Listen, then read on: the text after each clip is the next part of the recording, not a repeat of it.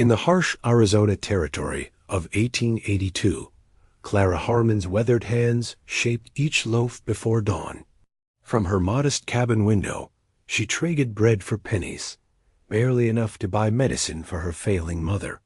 What no one knew was that eyes watched from the desert's edge, a silent Apache warrior, displaced from his homeland, yet drawn to her small acts of kindness. Each morning he observed how she shared crusts with hungry children and offered water to weary horses, even when she had little herself. While settlers and natives lived in uneasy tension, something extraordinary was brewing between two souls from different worlds. Could a diamond ring and a handwritten promise bridge cultures that history had determined to keep apart? Before we jump back in, tell us where you're tuning in from. And if this story touches you, make sure you're subscribed, because tomorrow I've saved something extra special for you. The amber light of a coal oil lamp cast long shadows across Clara Harmon's kitchen as she worked the dough with practiced hands. Outside, the Arizona Territory still slumbered under a blanket of stars. The settlement of Copper Springs, nothing more than a cluster of dark shapes against the deeper darkness of the desert. Clara had been awake for an hour already, her day beginning long before the sun considered making an appearance.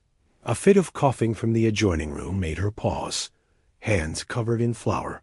"Mother, do you need water?" she called softly. "I'm fine, child," came the weak reply, followed by another round of coughing that suggested the opposite. Clara wiped her hands on her apron and reached for the small brown medicine bottle on the shelf above the dry sink. The amber glass was cool against her fingers, and she tilted it slightly, noting with a sinking heart how little remained. 3 days' worth, perhaps 4, if she was careful with the dosing. The doctor had warned that without it, her mother's lungs would fill faster, each breath becoming more precious than the last. She carried a spoonful of the bitter liquid to her mother's bedside. Martha Harmon's once plump face had hollowed, her skin stretched tight across cheekbones that seemed too prominent now.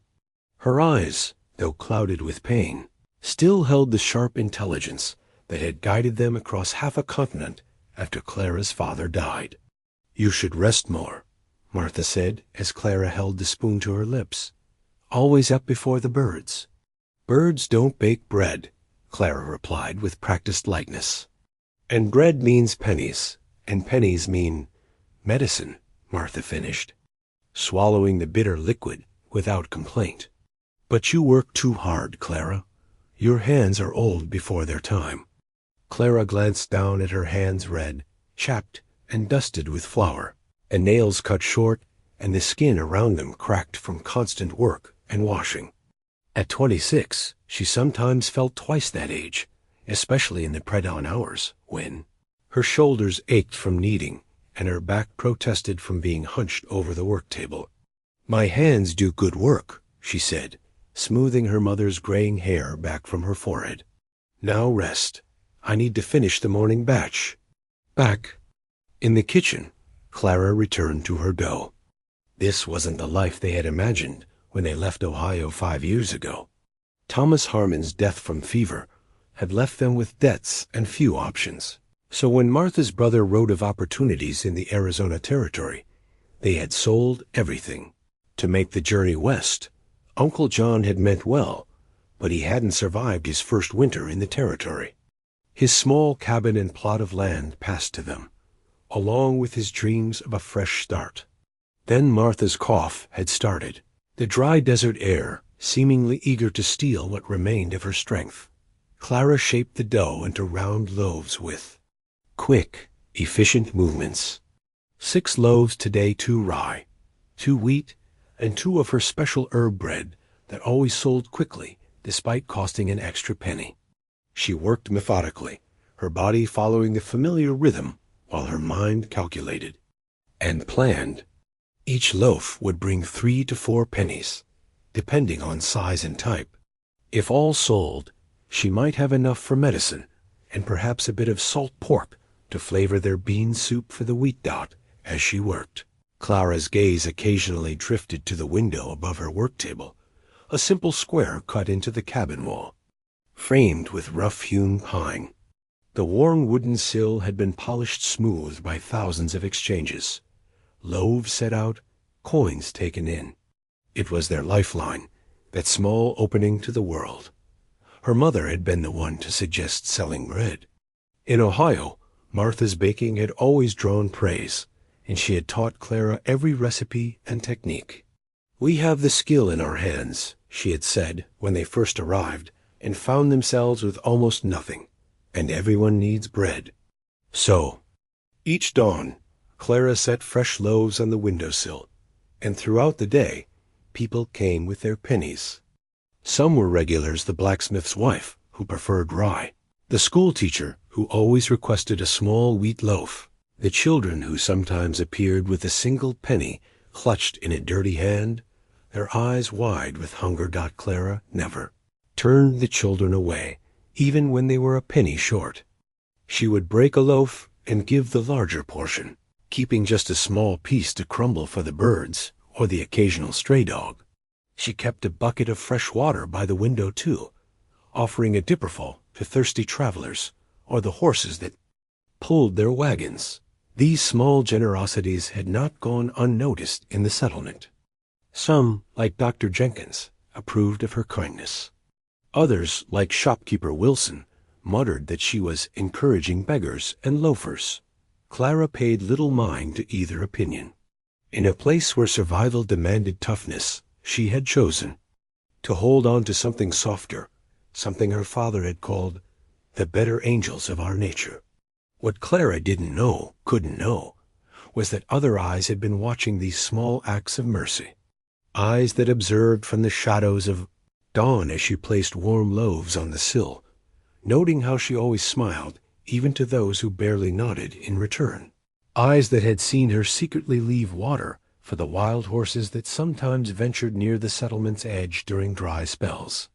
Eyes that belonged to someone the settlers would have feared if they had known he was there at all. As the first gray light of dawn crept across the sky, Clara opened the small cast-iron oven door and was greeted by the rich aroma of baking bread. Another day of selling and saving had begun, as it had hundreds of times before. She had no reason to think this day would be any different from all the others that had come before. She was wrong. By mid-morning, the settlement of Copper Springs had shaken off its slumber. The single dirt road that served as the town's main street saw a steady trickle of activity wagons loaded with ore from the small mines in the foothills, women with baskets heading to trade at Wilson's General Store, and the occasional soldier from Fort Haskell riding through on patrol.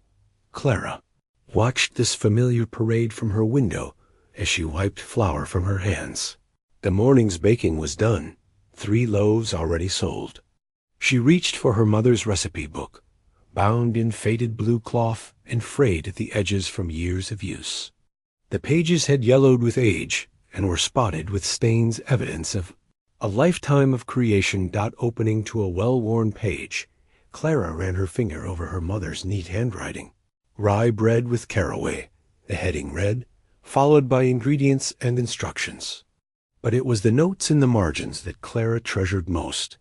Add honey if available, makes a softer crumb. Best when baked in a hot oven, but watch carefully. After 15 minutes. Thomas says this reminds him of his mother's bread make often. These marginalia were her mother's legacy, the wisdom of generations passed down in practical observations.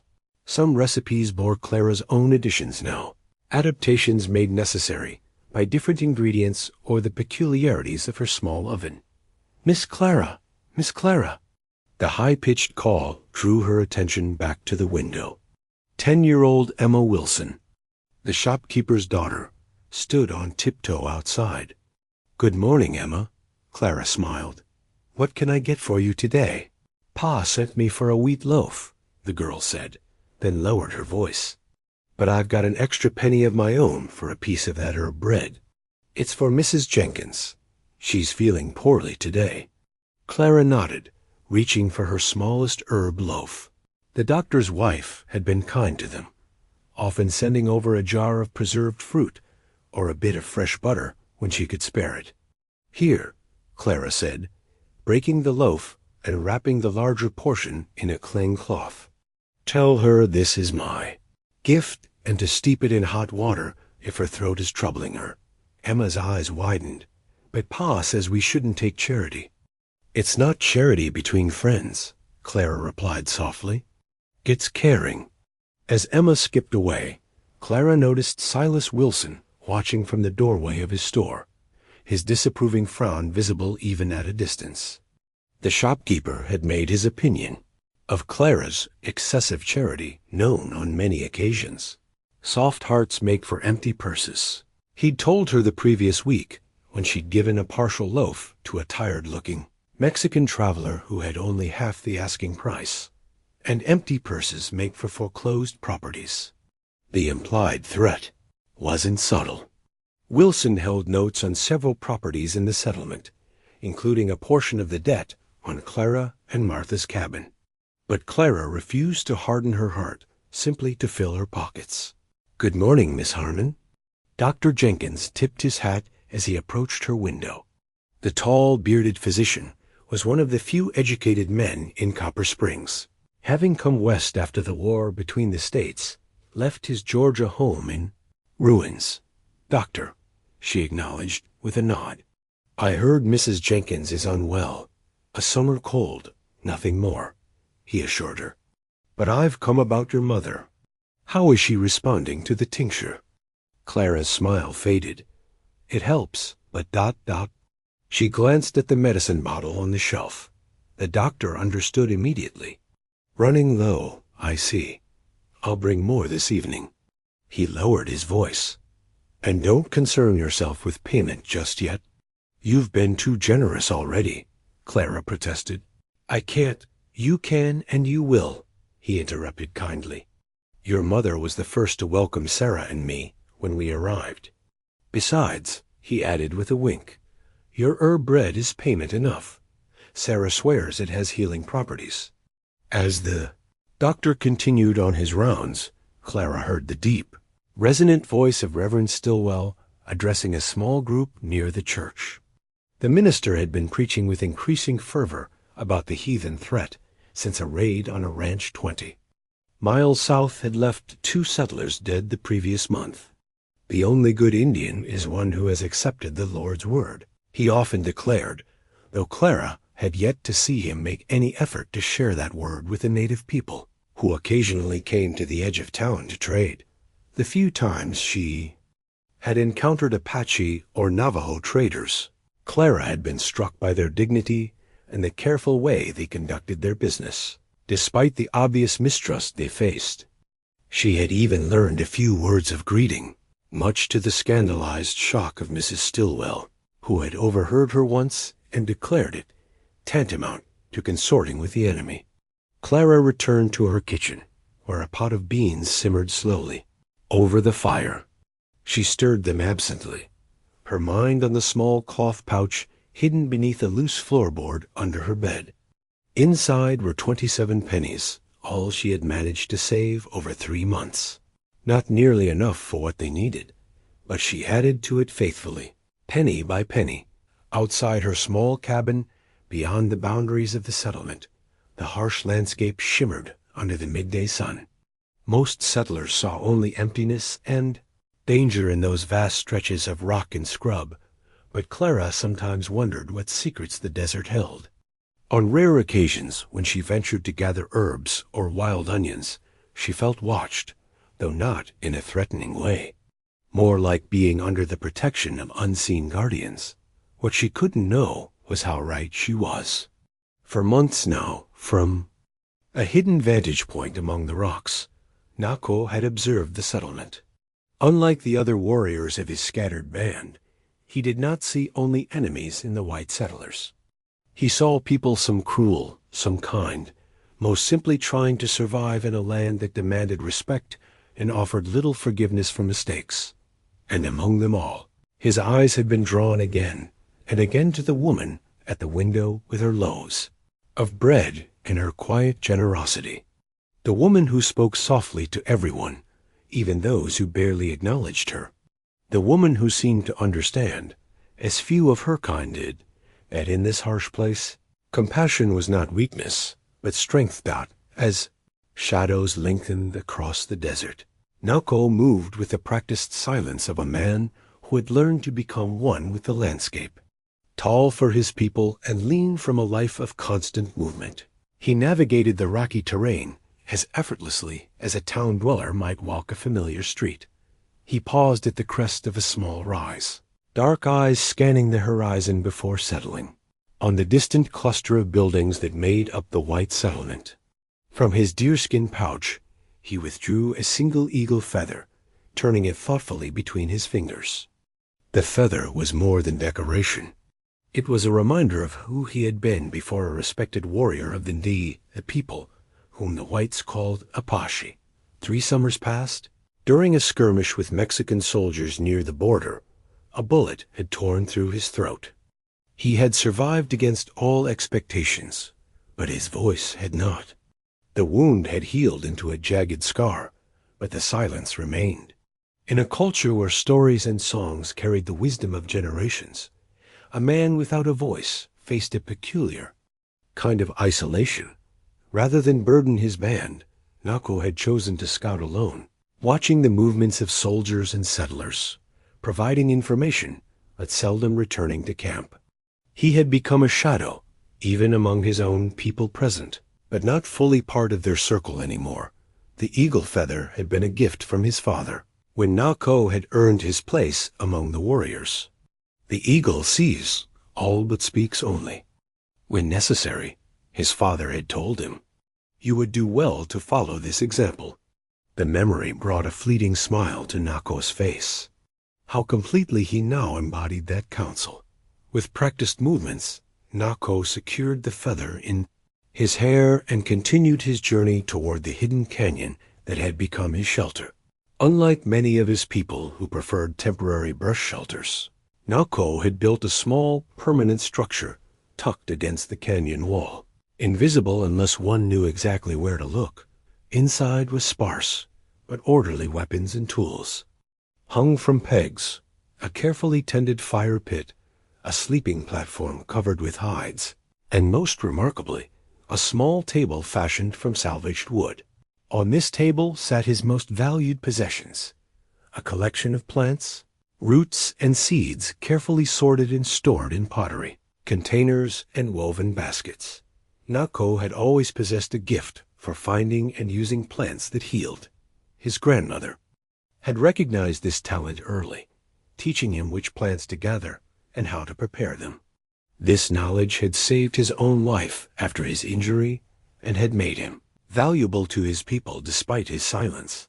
He added fresh plants to his collection: desert, sage, yucca root, and a rare flowering cactus known to reduce fever. The canyon provided abundantly, for one who knew where to look, its microclimate supporting plants that couldn't survive in the open desert. But the canyon's greatest treasure lay deeper within its winding passage, a spring of sweet, clear water that emerged from the rock face and collected in a small, natural basin before disappearing underground again. Nako knelt beside this pool now, drinking deeply and then splashing the cool water over his face and neck. This spring had been his discovery, his secret. None of the white settlers knew of its existence, though their settlement constantly struggled with water that was often brackish or scarce. The Ndi knew of other water sources in the region, but not this one, hidden as it was in a canyon that appeared to be a dead end unless one knew of the narrow passage that led to its heart. After refreshing himself, Nako moved to a flat rock that provided a natural seat overlooking the pool. From here, he could see the canyon opening, framing a slice of desert and sky beyond. The day's last light painted the rock walls in shades of amber and gold as he withdrew a small, worn book and a stub of pencil from his pouch. The book had been taken from the body of a dead cavalry scout, Nako's one concession to the practice of claiming items from fallen enemies. But he had not taken it as a trophy. Instead, he had recognized its value as a tool for understanding the white man's language. With painstaking care, he copied words and symbols from memory, things he had seen on signs and papers in and around the settlement. Through observation and persistent effort, he had taught himself to read simple English and to write basic words. It was slow progress, but Nako was nothing if not patient. As darkness fell, his thoughts returned to the woman. At the window, Clara, he had heard others call her. Over months of observation, he had constructed a picture of her life, her care for her sick mother, her daily bread-making, her small kindnesses that went unnoticed or unappreciated by many around her. Nako had seen how she left water for the 4 wild horses, how she never turned away hungry children, regardless of their ability to pay, how she worked from dawn until dusk with few moments of rest. He had watched her gather herbs at the settlement's edge, noting with interest which plants she selected. There was something in her that reminded him of his own. People's values generosity even in scarcity, respect for all living things, quiet, endurance in the face of hardship. She was different from the other settlers, whose fear or arrogance made them blind to the humanity of his people. Plan had been forming in his mind for weeks, a way to help this woman who helped others despite her own needs. The canyon spring could transform her bread-making, and the flat area nearby would make an ideal place for a proper bakery, away from the cramped cabin where she now worked. From a small pouch sewn into his shirt, Nako withdrew a ring, a band of silver set with a small but flawless diamond. It had belonged to his mother, a gift from his father after a successful raid many years ago. It was one of the few things he had kept when he began his solitary life. The ring caught the last rays of sunset, sending prisms of light dancing across the canyon wall. Tomorrow, Nako decided, would be the day. The ring would be his promise, his pledge to help her create something better than what she had now. It was a risk. She might fear him, reject his offer, or worse, alert the soldiers at the nearby fort. But something told him she would understand. In a land where trust was as scarce as water, Nako was preparing to take a chance on the bread woman's compassion, a gamble that would change both their lives in ways neither could imagine. Dawn arrived with a whisper of pink across the eastern sky as Clara approached her kitchen window, arms laden with the day's first batch of fresh bread. The familiar routine, a rhythm as constant as her heartbeat faltered. When she spotted something glinting on the outer sill, she set the bread down carefully on her work table and leaned forward, squinting in the half-light. A small object caught the first rays of sun, sending rainbow prisms dancing across the rough-hewn boards of her kitchen wall. Beside it lay a folded piece of paper. Clara's breath caught. With trembling fingers, she reached for the objects. The metal was cool against her skin as she lifted a ring unlike anything she had ever seen, a band of silver inlaid with intricate designs, crowned with a diamond that sparkled with impossible clarity. Even in the dim light of dawn, its quality was unmistakable. "This cannot be meant for me," she whispered to the empty room, but the folded paper suggested otherwise. She opened it carefully, revealing a message written in an uneven hand. The letters carefully formed, but clearly the work of someone not fully comfortable with written English. "For new bakery by Springwater. I show you." Clara read the words 3 times, her confusion deepening with each reading. A bakery? Springwater? Who would leave such a valuable gift with such a cryptic message? She turned the ring over in her palm, its weight substantial despite its delicate appearance. A flicker of movement beyond the window caught her attention. At the edge of the settlement, partially concealed by the shadows of a juniper, stood a figure. Even at this distance, Clara could tell he was Apache tall and straight-backed, his long hair adorned with a single feather. Unlike the trading parties that occasionally visited the settlement, he wore no bright cloth or silver adornments, only buckskins that blended with the desert landscape. Their eyes met across the distance, and Clara felt a jolt of recognition, though she was certain they had never spoken. He raised his hand in a slow, deliberate gesture, not a threat, but an acknowledgement. "Clara, who are you talking to?" Martha's voice, roughened by sleep and illness, called from the bedroom. Clara closed her fingers around the ring, suddenly, uncertain whether to share this strange development with her mother. "No one, Mother. Just thinking aloud." When she looked back, the figure was gone, melted away into the landscape, as though he had never been there at all. Throughout the morning, Clara found herself constantly reaching into her apron pocket, touching the ring to reassure herself of its reality. The paper message she had tucked into her mother's recipe book for safekeeping. By mid-morning, the mysterious gift had begun to weigh on her. What did it mean? Was it stolen? The possibility sent a chill through her. Having stolen property especially, something so valuable, could bring serious trouble. "My word, Clara, you're 1,000 miles away today," Mrs. Patterson commented as she collected her daily loaf. "That's the second time you've given me the wrong change." "I'm sorry," Clara murmured, correcting the error. "I didn't sleep well." As Mrs. Patterson departed, Dr. Jenkins approached with his usual friendly smile. "Good morning, Miss Harmon. I've brought your mother's medicine as promised." Clara thanked him, fishing in her pocket for the few pennies she'd managed to set aside.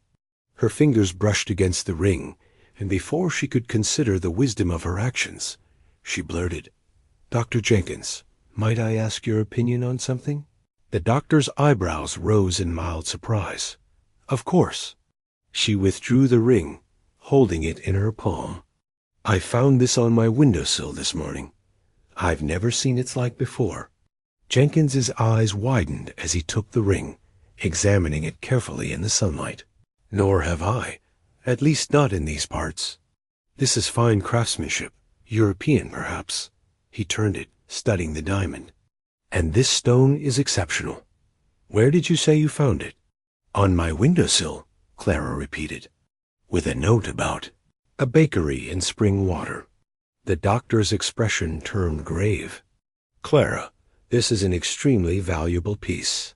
If someone has lost it—" "I don't believe it was lost," she interrupted softly.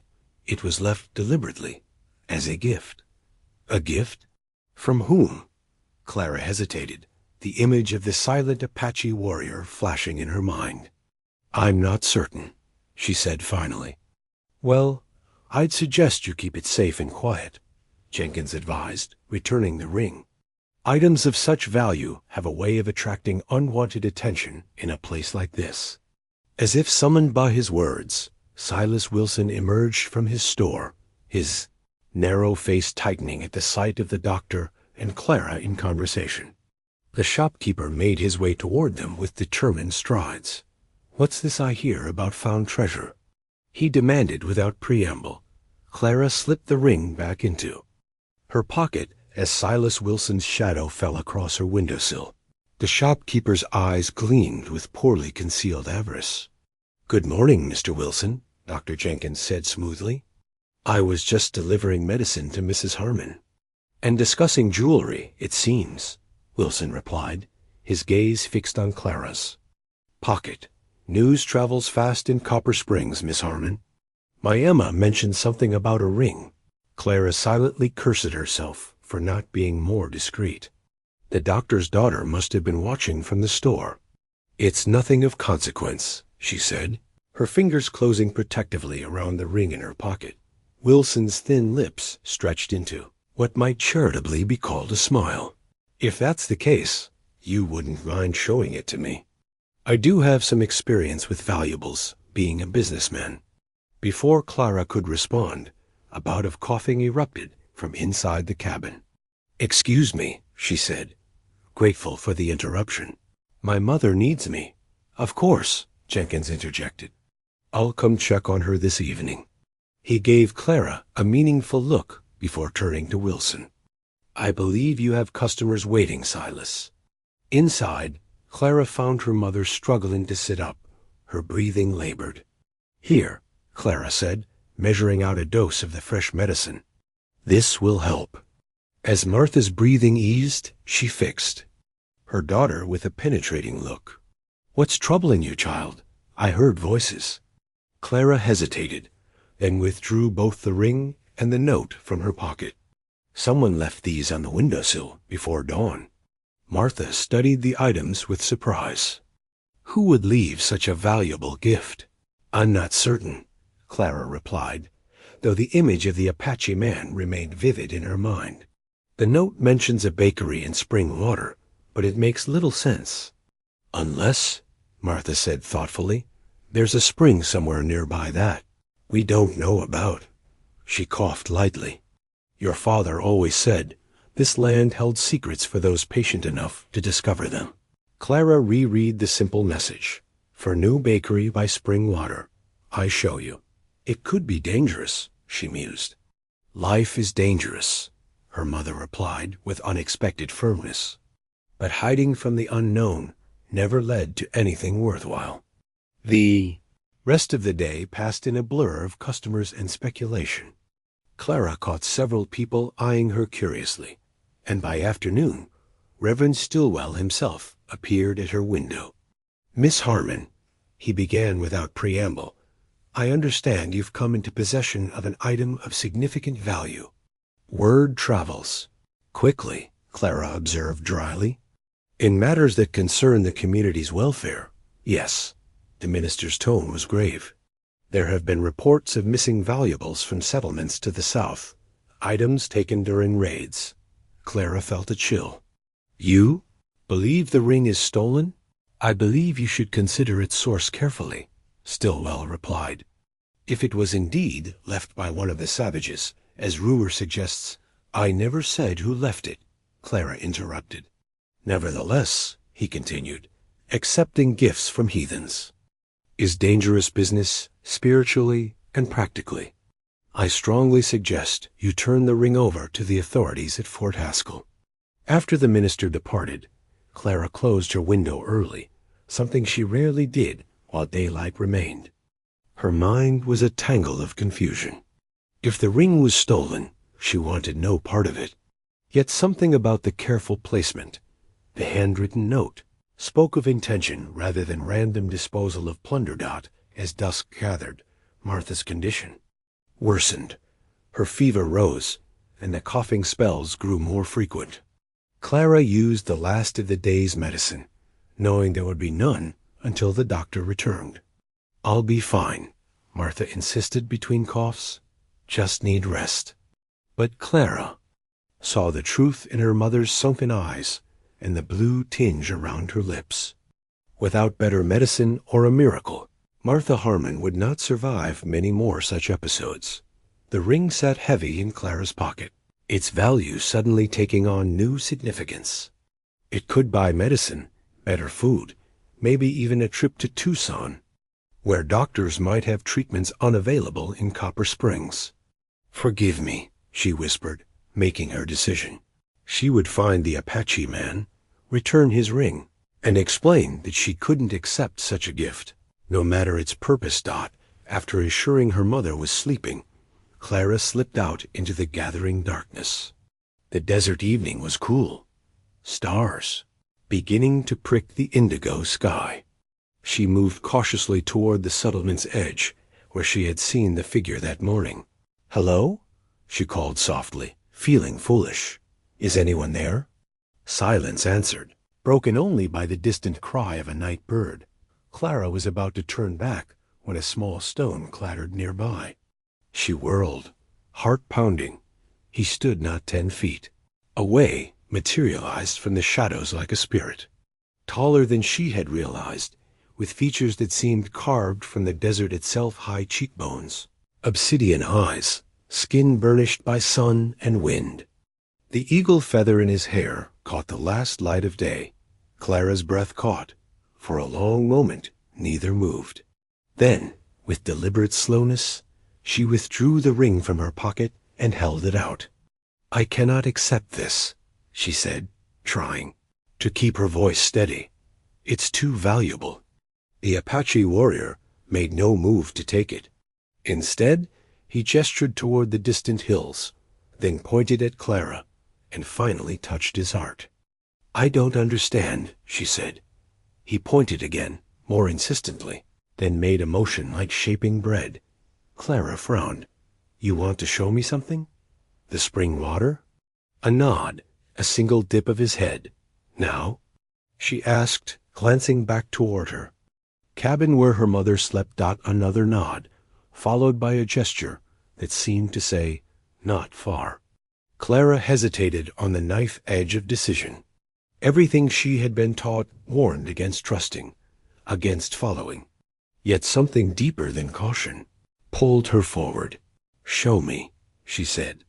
The desert at twilight was a different world, rocks casting lone shadows, the cooling air carrying scents of sage and dust. Clara followed the Apache warrior with mingled fear and curiosity, staying several paces behind as he moved with silent efficiency through terrain that would have challenged most settlers. "I cannot go far," she called after 20 minutes of walking. "My mother," he turned, nodded once to show understanding, and pointed to a narrow gap between towering rock formations ahead. "Just a few minutes more," his gesture seemed to say. Clara hesitated, then continued following. The passage between the rocks was so narrow in places that she had to turn sideways to proceed, just when claustrophobia threatened to overwhelm her. The passage widened suddenly into a small canyon that seemed impossibly lush compared to the desert they had traversed. "Oh," she breathed, taking in the unexpected vista. Desert willows and cottonwoods clustered along one wall where water seeped from the rock face, collecting in a clear pool before disappearing underground. In the fading light, the surface of the water reflected the deepening blue of the sky above. Around the spring grew plants. Clara recognized wild onions, desert sage, prickly pear, and others she had never seen before. The Apache man watched her reaction with intensity, then moved to the pool and cupped his hands, offering her water. Hesitantly, Clara approached and dipped her own hands into the spring. The water was cool and sweet, unlike the slightly brackish well water at her cabin. She drank deeply, surprised by her own thirst. "This is what you wanted to show me?" she asked. "The spring water?" He nodded, then made the bread-kneading motion. Again, before pointing to the flat area beside the spring, understanding dawned. "You think I should build a bakery here? Using this water?" Another nod, more emphatic. Clara laughed softly, the sound echoing against the canyon walls. "That's a wonderful dream, but impossible. I have no money for such a venture, and this land," she gestured around them. "Whose land is this? It must belong to someone." The warrior shook his head, then touched his chest. "Yours, you're saying? This is your land?" He considered, then shook his head again. He made a sweeping gesture that encompassed everything around them, then pointed upward. "No one's land, or God's land?" Clara guessed. He shrugged, apparently satisfied with either interpretation.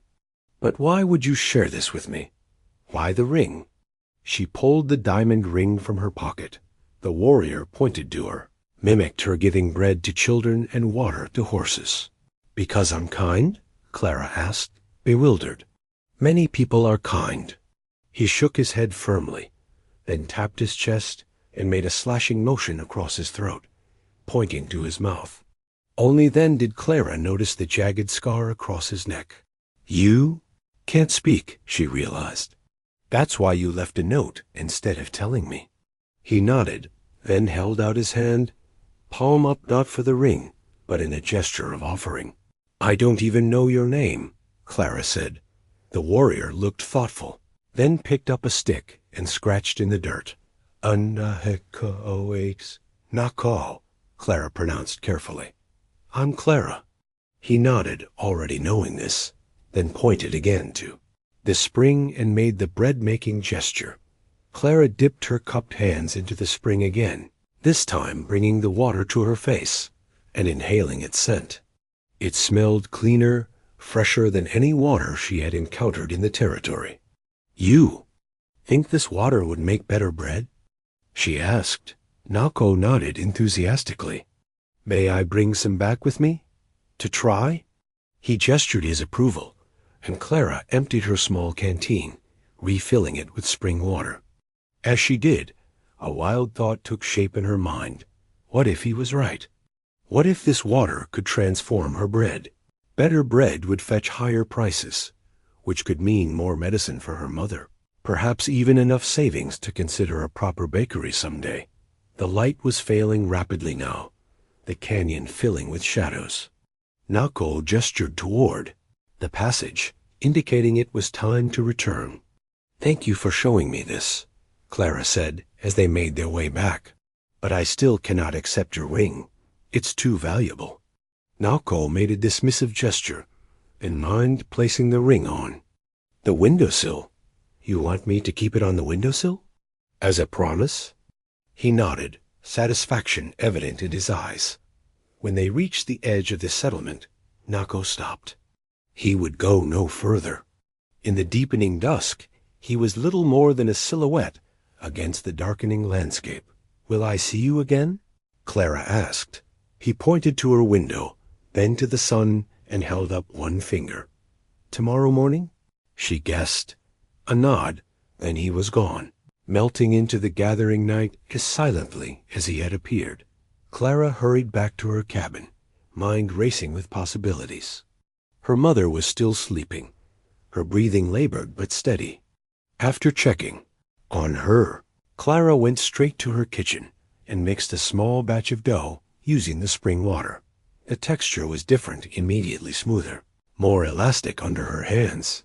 She shaped a single experimental loaf and set it to rise while she tended to her mother and prepared for the next day's baking by dawn. The test loaf had risen higher than any bread she had made before. She baked it quickly and still warm from the oven, broke off a piece. The crust crackled perfectly between her fingers, and the interior was light, with an even, delicate crumb. It's extraordinary, she whispered to herself, savoring the subtle, sweet flavor that the spring water had imparted. When she placed her regular loaves on the windowsill that morning, she added the special loaf with a small sign, Spring Water, bread to 5 pennies. Dr. Jenkins was her first customer. What's this about spring water? He asked, eyeing the special loaf. A new recipe on trying, Clara replied carefully. Would you like to sample it? The doctor took a bite of the offered piece, and his eyebrows rose in surprise. This is remarkable, Clara. There's something different about it, lighter, yet more substantial somehow. It's the water, she said. I found a spring with the sweetest water I've ever tasted. Where is this spring? I don't recall hearing of one nearby. Clara hesitated. It's not far. In a small canyon to the west. Jenkins studied her face. You've been exploring the desert alone? That can be dangerous. I was careful, she said, avoiding a direct lie. By midday, word of Clara's special bread had spread through the settlement. The loaf sold quickly, despite its higher price, and several people asked when more would be available. For the first time in months, Clara counted her day's earnings with a sense of possibility rather than desperation. And when she looked toward the desert's edge, she caught a glimpse of a tall figure watching from the shadows. Nako, keeping his silent promise. For 3 days, Clara continued her experiment with the spring water, making daily trips at dawn to fill her largest pitcher. Each day, her special loaves sold more quickly than the last, commanding prices she would never have dared ask before. The extra pennies went straight into her hidden savings pouch, which grew heavier with promising speed. On the 4th morning, she found not only Nako waiting at their meeting place near the canyon entrance, but also a small deerskin pouch placed carefully on a flat rock. What's this? She asked, picking it up. The pouch was decorated with intricate beadwork in patterns of blue and white. Nako pantomimed crushing something between his hands, then sprinkling it into bread dough. Clara opened the pouch cautiously. Inside were various dried plants and Seeds some familiar, others completely unknown to her. She sniffed the contents, detecting notes of sweetness, earthiness, and a pleasant, unfamiliar spice. Herbs for the bread? She guessed. Nako nodded, then pointed toward her cabin and made a coughing gesture. For my mother? Clara's eyes widened. These are medicines? He held his hand flat and rocked it from side to side, yes and no. Then he pointed to the herbs, to bread, and finally to his mouth. Medicine in the bread, Clara understood. But will it taste good? Nako's eyes crinkled slightly, the closest she had seen to a smile from him. He took a pinch of the mixture and placed it on his tongue, nodding with emphasis. I'll try it, she promised, securing the pouch. Thank you. That morning, Clara added a small amount of the herb mixture to one of her spring water loaves. The aroma that filled her kitchen was unlike anything she had experienced, earthy and sweet with hints of pine and something reminiscent of honey, but not quite. Martha stirred in her bed. What is that wonderful smell? Clara brought her mother a cup of tea. A new recipe I'm trying. Martha studied her daughter's face. You've been different these past days. Brighter somehow. She coughed, but it seemed less severe than usual. And don't think I haven't noticed you slipping out at dawn. Clara hesitated, then made a decision. I found a spring, she admitted. The water makes better bread. It's been selling well. Just a spring? Martha asked skeptically. Nothing else? Clara sighed. Her mother had always been able to see through half-truths. I met someone who showed me the spring. He's been helping me. He? Martha raised an eyebrow. One of the settlers? Not exactly. Clara took a deep breath. He's Apache. Martha's eyes widened, but not with the fear or disapproval Clara had expected. Tell me, she said simply. So Clara did, describing Nako, the spring, the ring she kept hidden on the windowsill, and now the herb pouch. To her surprise, Martha listened without interruption. This warrior, Martha said finally, he cannot speak? No, an old injury. Clara touched her throat. Yet he communicates clearly with you. Yes, through gestures and sometimes writing. Martha was quiet for a moment. Your father would say God's hand is in this, she said at last. He always believed different peoples could find common ground. You're not afraid? Or angry? Afraid? Of course. These are dangerous times and dangerous ideas. Martha took her daughter's hand. But I've watched you fade like a flower without water these past years.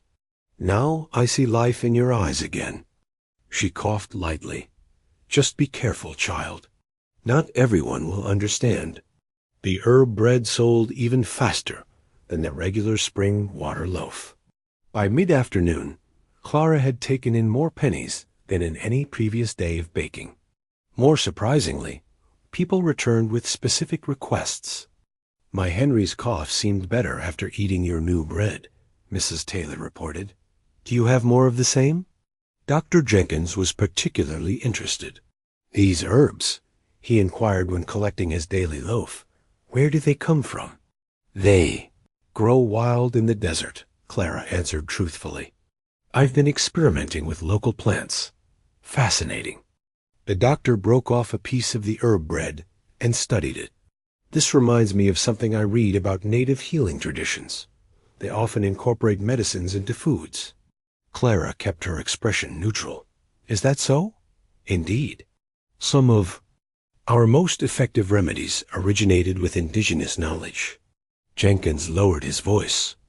The scientific community is finally beginning to acknowledge what native healers have known for generations. That evening, Clara brought a still-warm herb loaf to her mother. Try this, she urged. It's the special recipe. Martha took a small bite, then a larger one. It's delicious, she said. Different, but in a pleasant way. By the next morning, Martha's cough seemed less frequent, and she had slept through the night for the first time in weeks. When Clara mentioned this improvement to Nako during their dawn meeting, his eyes shone with quiet satisfaction. He reached into his shirt and withdrew a folded piece of paper, handing it to Clara. Unlike his first note, this one contained a detailed drawing, a simple but functional building beside the spring, with a large baking oven clearly illustrated. "Is this what you imagine?" Clara asked, studying the drawing. "A real bakery by the spring?" Nako nodded, then pointed to her to himself, and swept his hand between them. "Together," Clara said. "You think we could build this together?" He nodded again, then walked to where several large flat stones had been gathered near the canyon entrance. He placed one stone atop another in a deliberate pattern, the beginning of a foundation. "You've already started," Clara realized. Nako pointed to the sun, made an arc across the sky, then held up 10 fingers. 10 days? Clara guessed. "You think we could build it in 10 days? He nodded, looking at her questioningly. The rational part of Clara's mind listed all the reasons to refuse: the danger, the impropriety, the community's certain disapproval. But another part, the part that had been slowly awakening since finding the ring on her windowsill, saw a possibility. "I'll need to bring tools," she said finally. "And we'll need clay for the oven. And—" She stopped as Nako placed a gentle hand on her arm, the first time he had touched her. His eyes conveyed what words could not. "Trust me." Clara took a deep breath. "Yes," she said. "Let's build it together."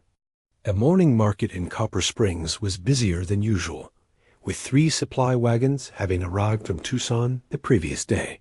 Clara had just sold her last loaf when she noticed a small crowd gathering near Wilson's store. At the center stood Sheriff Hargrove, a square-built man with a drooping mustache and perpetually suspicious eyes, tacking a notice to the community board. "What's happening?" Clara asked Mrs. Jenkins, who stood nearby. "Indian trouble," the doctor's wife replied in a low voice. "A ranch was raided 20 miles north. 2 men killed, livestock taken." Clara felt her stomach tighten. "Which tribe?" "Apache, they're saying."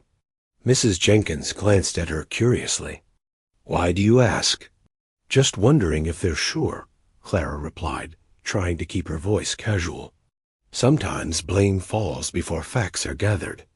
"True enough," the doctor's wife conceded, "though Sheriff Hargrove seems certain. He's posting warnings to be vigilant and report any suspicious activity." As the crowd dispersed, Clara made her way to the notice board. The sheriff's proclamation was written in bold letters. "Indian WRNI Apache. Renegades have attacked the Henderson Ranch. All citizens are advised to remain vigilant. Report NY suspicious activity or Indian sightings immediately. Unauthorized contact with Indians is strictly forbidden for the safety of the settlement. Sheriff J. Hargrove." Below this official notice, someone had scrawled in charcoal, "Only good. Indian is a dead Indian." Clara's hands trembled as she turned away from the board. For nearly 2 weeks now, she had been meeting Nako daily at dawn, bringing tools and supplies, while he worked tirelessly on the foundation of their bakery. The walls were beginning to take shape, rising from the canyon floor like a dream solidifying into reality. "Terrible business," Reverend Stillwell commented, appearing at her elbow. "These attacks remind us of the savage nature we face in this territory." Clara nodded non-committally. "I've noticed your mother's health seems improved," the Reverend continued. "God's grace is evident." "Yes," Clara agreed. "And Dr. Jenkins' medicine, and perhaps your special bread." Stillwell raised an eyebrow. "People are talking about its unusual qualities." "Just a new recipe," Clara said carefully. "Indeed." The minister's gaze was penetrating. "Mrs. Stillwell mentioned you've been gathering herbs at dawn. Rather early to be out alone, isn't it? Especially with renegades about." Before Clara could respond, commotion erupted near the far end of the settlement. A wagon was arriving at speed, the driver shouting for the doctor. Clara recognized Jacob Turner, whose family farmed a small plot about a mile from town. "It's the Mexicans," Turner was yelling. "They've been attacked." Clara hurried closer, along with most of the settlement. The Mexicans were actually a family named Diaz, who had lived peacefully outside Copper Springs for years, growing chiles and corn and keeping to themselves. "What happened?" Sheriff Hargrove demanded. "Found them by the road," Turner explained. Breathlessly, Senator Diaz is hurt bad. They were coming to market when they were jumped. In the wagon bed lay Miguel Diaz, his shirt soaked with blood from a wound in his shoulder. His wife Elena sat beside him, her face streaked with tears. Their 2 young children huddled against her, eyes wide with terror. Dr. Jenkins was already climbing into the wagon. "Bring him to my surgery," he ordered Dot. As Turner drove toward the doctor's house, Elena Diaz caught Clara's eye. The woman's face was a mask of fear and confusion. Without thinking, Clara pushed through the crowd. "Mrs. Diaz, let me take the children," she offered. "They shouldn't see their father treated." Elena hesitated, then nodded gratefully. "Gracias, Miss Clara." Clara gathered the children, Maria, about 7, and Lise, no more than 5, and led them away from the curious onlookers. Some in the crowd were already muttering about Apache savages and retribution. "Are they going to hurt Papa?" Maria asked in accented English as Clara brought them to her cabin. "No, sweetheart. Dr. Jenkins is helping him," Clara assured her, setting out bread and milk for the children. "Your Papa will be fine." As the children ate, Clara's mind raced. The timing of the attack, so soon after the sheriff's notice, seemed designed to inflame tensions. But something felt wrong about the narrative. When Martha woke from her afternoon rest, she found her cabin occupied by 2 solemn-faced Mexican children. Clara quickly explained the situation. "The poor dears," Martha said. "And their mother?" "Still, with Senator Diaz at the doctor's. I should check on them soon." Martha studied her daughter. "You're troubled by more than just their situation." Clara nodded, keeping her voice low. "Mother, the sheriff's notice blamed Apache raiders for an attack north of here. Now the Diaz family is attacked, and everyone assumes it's the same raiders. You think otherwise?" "I don't know. But Nako double Clara hesitated. "He's not what people think. He heals. He doesn't harm. One man doesn't represent an entire people, for good or ill," Martha observed. "But I understand your concern." Later, when Clara brought the children to the doctor's house, she found Elena sitting beside her husband's bed. Miguel was conscious, but pale, his shoulder heavily bandaged. "How is he?" Clara asked softly. "He will live," Elena replied, "thanks to you and the doctor." Clara shook her head. "I did nothing." "You showed kindness when others showed only suspicion," Elena said. "The children told me how you defended us when people in the street called. U.S. Indian lovers." Clara hadn't realized the children had heard those comments. "People are afraid," she said.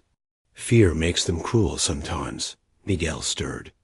"They weren't Apache," he said weakly. Clara leaned closer. "What? The men who attacked?" "U.S.," Miguel clarified. "They spoke English. One called the other Jeb. They wore bandanas over their faces, but I saw blue eyes." Dawn painted the canyon walls in amber and gold as Clara and Nako worked side by side, fitting another stone into the growing structure. What had begun as a simple foundation had evolved into waist-high walls, following the design Nako had sketched.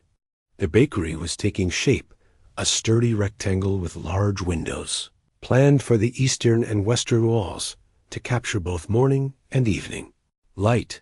Clara stepped back to survey their progress, wiping sweat from her brow despite the early hour. "It's really happening," she said with quiet wonder. Nako nodded, his usual reserve softened by evident pride in their work. He ran a hand along the top of the stone wall, gesturing to show where the roof beams would eventually rest. The foundation. Stones they had laid first were now buried beneath subsequent layers. But Clara often thought of them as the physical embodiment of the trust, growing between herself and this silent man from a world so different from her own. Each stone represented a choice to believe, to build, to defy the boundaries others had established. "I brought something new today," Clara said, reaching into her basket. She withdrew a cloth-wrapped bundle that she opened carefully to reveal a small loaf. "I tried combining your herbs in a different way." The past weeks had seen multiple experiments, as Clara incorporated Nako's healing plants into her baking. Each attempt refined her understanding of how the herbs interacted with the dough, which combinations enhanced both flavor and medicinal properties. Nako accepted a piece of the bread, examining it before taking a bite. His eyes widened slightly as he tasted the new combination, and he nodded with emphatic approval. "My mother says it's helping her breathe more easily," Clara told him. "And Mrs. Taylor claims her husband's joint pain has lessened since eating it regularly." Communication between them had evolved beyond simple gestures. Nako now carried a small slate and chalk, allowing for more complex exchanges. He wrote quickly, "Plants heal when people listen to them." "My grandmother would have agreed with you," Clara replied. She knew remedies for every ailment, though people sometimes called her work superstition. Nako wrote again, "Two kinds of knowing, both true." This simple observation resonated deeply with Clara. In the weeks since discovering the spring, she had begun to recognize the wisdom in approaches her own culture often dismissed. Nako's knowledge of plants, his understanding of the desert's rhythms, his practical solutions to construction challenges, all reflected generations of accumulated knowledge that deserved respect rather than derision. In return, she had shared her own knowledge, the science of bread making, the precise measurements and timing that transformed simple ingredients into nourishment. Nako proved an apt pupil, quickly grasping the principles behind fermentation and baking temperatures. As the sun climbed higher, they moved to the spring to refresh themselves. Clara had brought a second basket containing clay she had collected from the riverbed near the settlement. "For the oven," she explained. "We'll need to mix it with straw and sand for the right consistency." Nako nodded, writing, "Like my people's cooking pits, we'll show you." Their work continued through the morning. Nako demonstrating how to prepare the clay mixture while Clara described the ideal dimensions for a bread oven. By midday, they had formed the base of what would become the bakery's heart.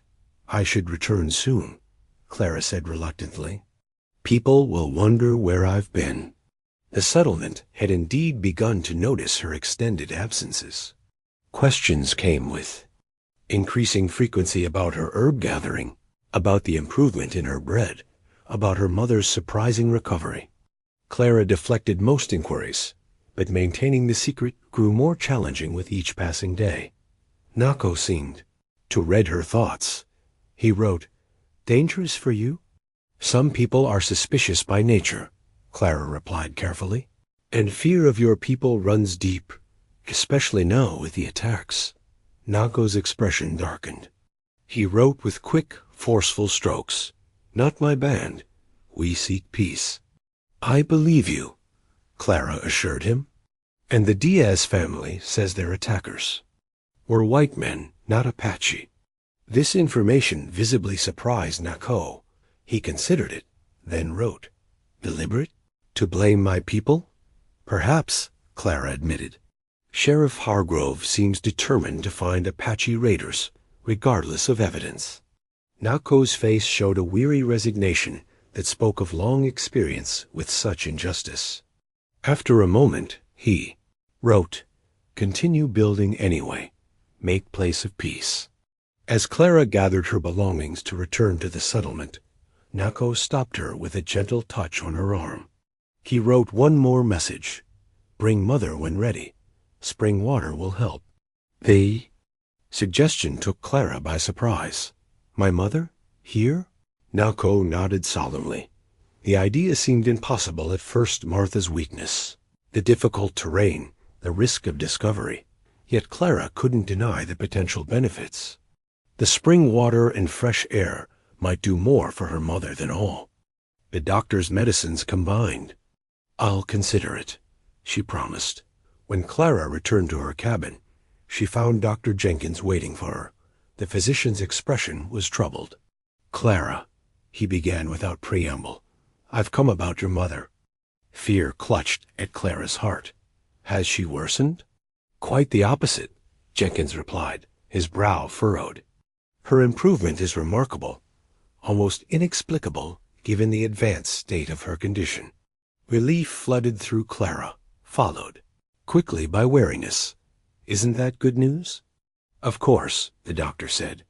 But as a man of science, I'm naturally curious about unexpected recoveries. He fixed her with a penetrating look. Miguel Diaz mentioned that you gave his family some of your special bread while they recuperated. He claims his wound healed faster than anticipated. Clara busied herself arranging her basket's contents. I'm glad he's recovering well. Clara, Jenkins said gently, I'm not here to accuse. I'm here to understand. These herbs you're using, they're quite effective. I wonder if you might share your knowledge. She looked up, surprised by his approach. You believe in herbal remedies, doctor? I believe in results, he replied simply, and in learning from all available sources of wisdom.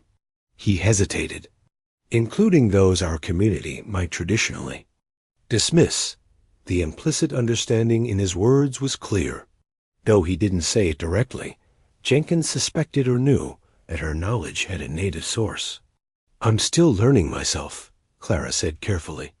But yes, someday I might share what I've discovered. Jenkins nodded, seemingly satisfied with his partial answer. Fair enough. But be careful, Clara.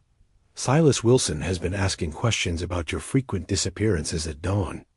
Not everyone in Copper Springs shares my appreciation for unconventional wisdom. After the doctor left, Clara leaned against her closed door, heart pounding. The secret was beginning to crack around the edges. How long before it shattered completely? Martha Harmon sat propped against her pillows, a small leather-bound journal open on her lap. The book had been her companion for decades, recording the journey from Ohio, the death of her husband, the struggles and small joys of frontier life. Lately, her entries had taken a new turn, focusing on her daughter's mysterious activities and surprising changes. April 18th, 1882, she wrote in a hand, steadier than it had been in months. Clara returns each morning with flour on her skirts, but sage on her sleeves. Her eyes hold secrets, and her bread carries healing I cannot explain. My breath comes easier now, and the pain has left. Scratch of her pen paused as coughing interrupted her thoughts. Though improved, her lungs still protested occasionally. When the spell passed, she continued, she believes I don't notice how she watches the desert's edge, or how she hides that strange ring on the windowsill. A mother sees everything, even when her eyes are clouded by illness. Martha closed the journal as she heard Clara's footsteps on the porch. When her daughter entered, Martha noted the high color in her cheeks, the vitality that had been absent for so long. Good afternoon, Mother, Clara said, setting down her gathering basket. How are you feeling today? Well enough to demand some honesty, Martha replied directly. Sit down, Clara. It's time we talked about your Apache friend. Clara froze, color draining from her face. How did you? I've raised you from infancy. Did you truly think I wouldn't notice such a change? Martha's tone softened. I'm not angry, child, but I am concerned. Clara sank onto the edge of the bed. I wanted to tell you. I was afraid, double quotes, that I would forbid it. Perhaps I should. Martha reached for her daughter's hand. But first, tell me everything.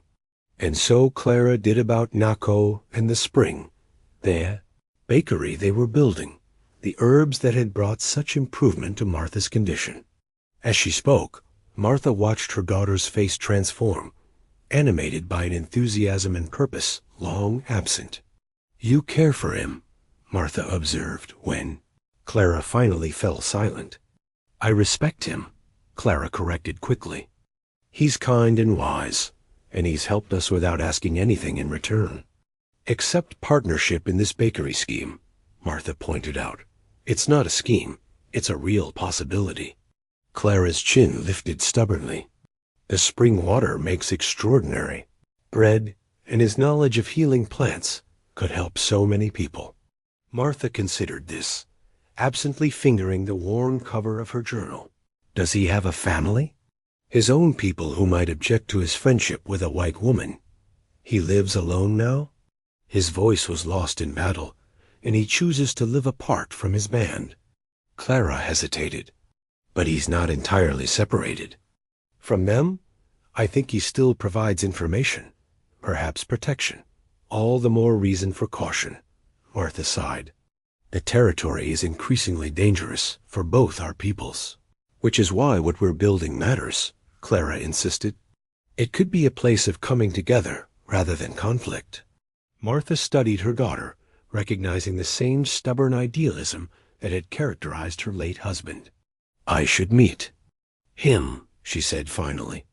"This man who has so captured my daughter's imagination." Clara's eyes widened. "You want to meet Nako?" "If he's to be your partner in this venture, and the source of medicines I'm consuming, then yes," Martha replied firmly. "I should judge his character for myself. The canyon is difficult to reach." "Then he must come here," Martha interrupted. "After dark, when curious eyes are less likely to notice." Clara hesitated, then nodded slowly. "I'll ask him tomorrow." The following evening, as darkness settled over the settlement, Clara paced nervously by the window. She had left a lantern burning low on the back porch, the signal she and Nako had arranged. "He may not come," she warned her mother. "He risks much entering the settlement." Martha, seated in her rocking chair for the first time in weeks, merely nodded. "Then his courage will tell us something important." A soft knock at the back door made Clara jump. She hurried to open it, finding Nako's tall figure silhouetted against the night sky. He had come dressed in simpler clothing than usual plain. Cotton shirt and trousers rather than his buckskins, his long hair tied back, the eagle feather absent. "You came," Clara whispered, relief evident in her voice. Nako nodded, his eyes moving past her to where Martha sat watching them. "Mother, this is Nako," Clara said, closing the door carefully behind him. "Nako, my mother. Martha Harmon." For a long moment, the two regarded each other in silence, the elderly white woman with her Bible on the table beside her, and the Apache warrior whose presence in her home defied every convention of frontier society. Martha spoke first. "My daughter tells me I have you to thank for my improved health." Nako shook his head modestly, then pointed to Clara. "He says it's my baking that deserves credit," Clara translated. "But your herbs and spring water made it possible," Martha observed. She gestured to a chair. "Please sit. If we're to have a proper conversation, we should be comfortable." Nako hesitated, then took the offered seat. From his pocket, he withdrew his slate and chalk. "Ah," Martha nodded. "Clara mentioned your method of communication." Over the next hour, an extraordinary exchange unfolded in the small cabin. Martha asked direct questions about Nako's intentions, his background, his knowledge of healing plants. He answered with careful, concise writing, occasionally using gestures when words failed him. "You were a warrior," Martha noted, indicating the scar on his throat.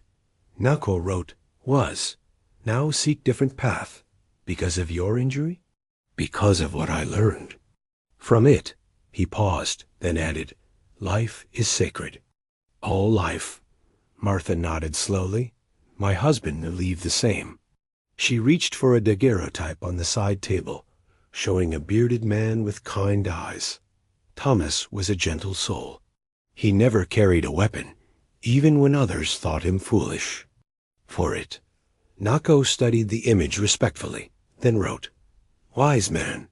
He was, Martha agreed.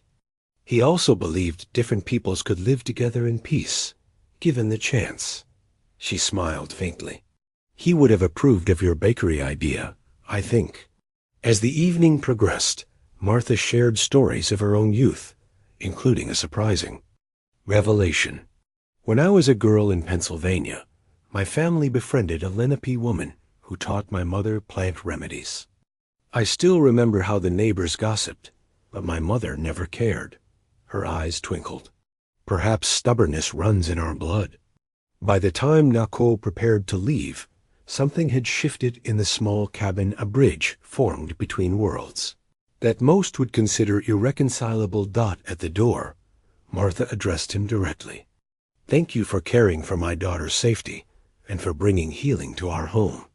Nako bowed slightly, then wrote one final message. 3 is stronger than 2. Now we build together. After he had disappeared into the darkness, Martha turned to Clara.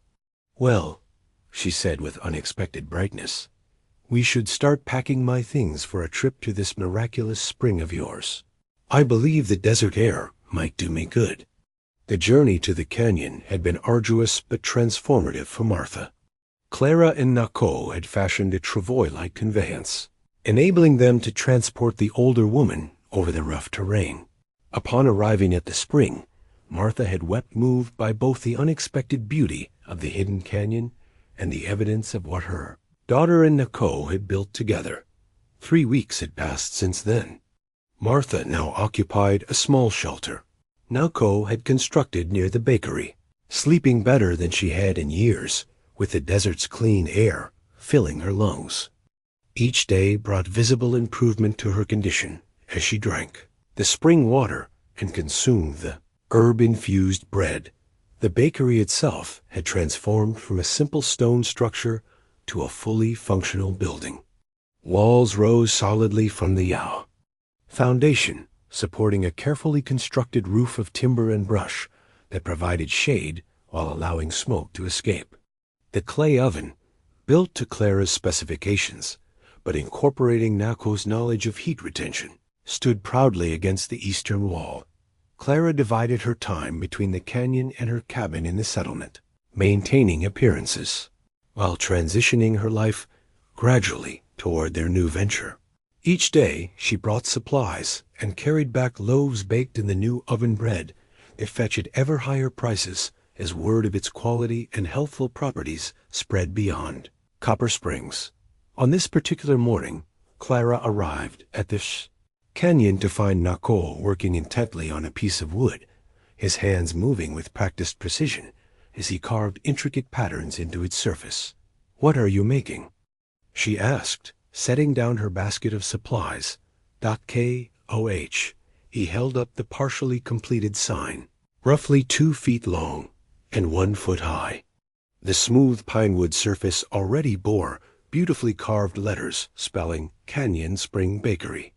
Around the words, he had begun adding symbols of stylized spring, loaves of bread, and flowing patterns that reminded Clara of water. "It's beautiful," she breathed, tracing the carving with her fingertips. Martha emerged from her shelter, moving with a vigor that would have seemed impossible a month earlier. "Good morning, daughter," she called. "I see Nako is showing you his latest creation." Clara nodded.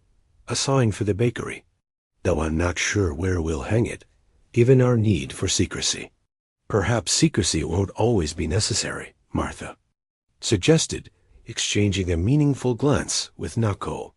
"What do you mean?" Clara asked. Nako set aside his carving and reached for his slate, writing quickly. "Time to think about future. Who will come here for bread?" "I've been selling to the settlement through my window, as always," Clara replied, puzzled. "But the real bakery is here," Martha pointed out. "And the best bread comes from the oven here, with water drawn fresh from the spring." Clara's expression clouded. You know we can't invite settlers here. It's too dangerous for all of us, but especially for Nako. Perhaps at first, Martha acknowledged, but consider the Diaz family. They've kept her secret about the herbs helping Miguel's wound. Dr. Jenkins clearly suspects something, but has chosen discretion. There are people who might understand. Nako nodded, writing. Small steps. Trusted people first. Clara looked between them, suddenly understanding. You've been discussing this without me. Planning for success, Martha corrected gently. The bread is remarkable, Clara. People are noticing. They're traveling from other settlements just to purchase loaves. Sooner or later, someone will follow you. The truth of her mother's words struck Clara forcefully. Already she had fielded questions about her supplier, inventing a fictional arrangement with a baker in a settlement to the east. What do you propose? She asked finally. Nako wrote, Doctor first.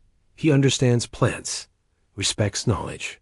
And he's respected within the community, Martha added. If he approves, others may follow his lead. Clara paced the packed earth floor, considering. It's a risk. Life is risk, Martha replied simply. And some things are worth the gamble. Before Clara could respond, a small sound at the canyon entrance made all three freeze. Clara moved quickly to the opening, peering cautiously around. The stone wall. A young Mexican girl stood there, Maria Diaz, clutching a small bundle wrapped in cloth. Maria? Clara called softly. What are you doing here?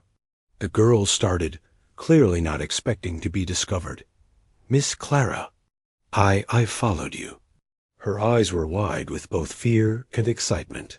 Papa said you helped him with special bread. He sent this for you. She held out the bundle, which Clara accepted automatically. How did you follow me without my knowing? Clara asked, amazed that the child had managed the difficult trail. I'm good at being quiet, Maria replied with unexpected dignity. Papa taught me how to move in the desert without being seen. Martha and Nako had joined them, keeping slightly back from the entrance. Maria's eyes widened further at the sight of Nako, but to Clara's surprise, the child showed no fear. You're Apache, she stated matter-of-factly. Like the man who helped my grandmother when she was sick. Nako raised an eyebrow, then nodded respectfully to the girl. Maria, does your father know you followed me? Clara asked. The girl looked down. No, but he says you are a good woman with a good heart. I wanted to see where you make the healing bread. Clara exchanged glances with Martha and Nako. The decision about secrecy seemed to be resolving itself in unexpected ways. Would you like to see the bakery? Clara asked finally. Maria's face lit up. Yes, please. As Clara led the child into the canyon, Nako returned to his carving. The bakery sign was no longer merely aspirational. It was becoming a necessity. The carved symbols along its border now carried deeper meaning, Apache and settler designs intertwined, just as their knowledge and lives were beginning to merge in this hidden place of healing. The Diaz family had kept their word, sharing the secret of the Canyon Bakery only with Dr. Jenkins, who had visited twice under the guise of checking on Martha's health. The physician had been fascinated by Nako's knowledge of medicinal plants, taking careful notes and expressing genuine respect for traditions his medical training had never acknowledged. This collaboration could benefit many, Jenkins had observed during his last visit. If only others could set aside their prejudices long enough to see its value. Clara had been encouraged by his reaction, though she remained cautious about widening their circle further. The bakery now produced dozens of loaves daily, which she sold through intermediaries, the Diaz family, and increasingly, Dr. Jenkins himself, who distributed the special bread to patients suffering various ailments. On this particular morning, Clara was later than usual returning to the settlement. The latest batch had required extra attention, and she had lingered with her mother, whose improved condition continued to amaze them both. As she approached her cabin, a prickling sense of unease slowed her steps. The settlement seemed unusually quiet, though it was well past the hour when shops normally opened. Then she noticed the horse's half a dozen military mounts tethered outside Wilson's store. Clara's heart hammered against her ribs as she forced herself to maintain a casual pace. Military presence wasn't uncommon, but coupled with the settlement's strange stillness, it suggested something significant had occurred. She had nearly reached her cabin when Emma Wilson darted from between buildings, her young face tight with worry.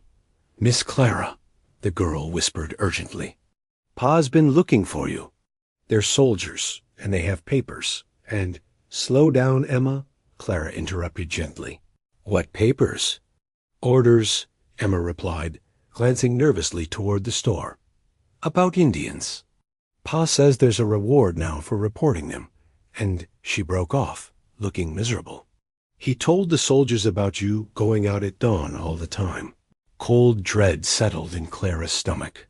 "Thank you for warning me," she said quietly. "You should get back before you're missed." As Emma scurried away, Clara changed direction, heading toward Wilson's store rather than her cabin. Better to face whatever was happening directly than be caught in apparent flight. The scene inside the store confirmed her worst fears. Captain Reynolds from Fort Haskell stood by the counter, a document spread before him. Sheriff Hargrove, Reverend Stillwell, and several other prominent citizens clustered around, expressions ranging from grim satisfaction to uncomfortable uncertainty. Silas Wilson spotted her first. "Here she is now," he announced, voice thick with self-importance. "Miss Harmon, the captain has some questions for you." All eyes turned to Clara as she stepped fully into the store. She forced her features into a mask of polite inquiry. "Good morning, gentlemen. How may I help you?" Captain Reynolds, a career soldier with hard eyes, but generally fair dealings, studied her carefully. "Miss Harmon, we've received reports of your frequent excursions beyond settlement boundaries, particularly at dawn." "I gather herbs for my baking," Clara replied evenly. "The desert offers many flavors not available in Mr. Wilson's store." "Alone? In Apache territory?" Reynolds' skepticism was evident. "The best herbs are found in the cool of morning," Clara said. "And I stay within safe distances." Wilson snorted. "That's not what I've observed. She's gone for hours sometimes, Captain. And that bread she's been selling, not natural, if you ask me. Strange effects." "Healing effects," Dr. Jenkins corrected, entering the store behind Clara. "Which I've verified personally." The captain turned his attention to the doctor. "You're aware of Miss Harmon's activities?" "I'm aware she's a skilled baker who has incorporated native plants into her recipes," Jenkins replied carefully. "With remarkable results for certain ailments." Reynolds returned his gaze to Clara. "Native plants or native contacts, Miss Harmon?" A tense silence fell over the store. Clara felt the weight of accusation pressing down upon her. The carefully constructed world she had built with Nako suddenly threatened with exposure. Before she could formulate a response, the captain tapped the document on the counter. "New orders from Territorial Command. Following the recent attacks, we're implementing stricter measures regarding native interactions." He read aloud, "All citizens are hereby ordered to report any Native American. Sightings immediately. Unauthorized contact with natives is strictly forbidden. A reward of $20 is offered for information leading to the apprehension of Apache warriors involved in recent raids. Any citizen found harboring or assisting natives will be subject to arrest and prosecution." Reverend Stillwell nodded approvingly. Necessary precautions in these dangerous times. "Indeed," Wilson agreed, eyeing Clara with undisguised suspicion. "And I believe Miss Harmon may have information valuable to the captain's mission." Clara maintained her composure with effort. "I have no information about raids or warriors, Mr. Wilson. Only knowledge of plants that grow in the desert." Then, You won't object to showing us where you gather these plants, Sheriff Hargrove suggested, since there's nothing to hide. Clara's mind raced. To refuse would confirm their suspicions, but to lead them to the canyon would betray Nako and her mother. Of course, she said finally, though I gather in different areas, depending on what's needed. It might take some time to show you all my usual spots. We have time, Captain Reynolds stated flatly. We'll depart within the hour. Prepare whatever you need, Miss Harmon. As the men continued discussing arrangements, Clara slipped outside, her thoughts in chaos. She needed to warn Nako and her mother, but how?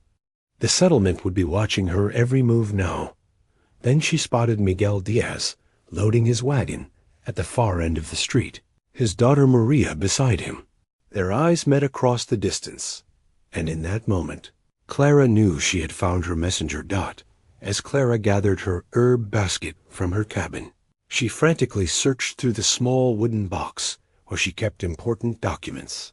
Beneath, her mother's Bible and a packet of letters from her father lay the deed to their property, yellowed parchment bearing her uncle's name. With the transfer to Martha Harmon noted in official script, Clara had rarely given the document much thought, assuming it covered only the small plot surrounding their cabin. Now, as she unfolded it with trembling fingers, she scanned the legal description with new intensity. ... extending westward from the settlement boundary for 1 mile, encompassing the dry creek bed and adjacent canyon lands. ... Her breath caught. The canyon. Could it possibly be within their property boundaries? Clara had no time to confirm her suspicion, but she carefully folded the deed and tucked it into her pocket. It might prove useful, or it might mean nothing. Either way, it was her only leverage. Outside, the expedition was forming Captain Reynolds, Sheriff Hargrove, and 3 soldiers, with Silas Wilson insisting on accompanying them as a concerned citizen. Clara's eyes darted desperately around the gathering crowd, seeking Miguel Diaz. To her relief, she spotted him loading his wagon near the end of the street.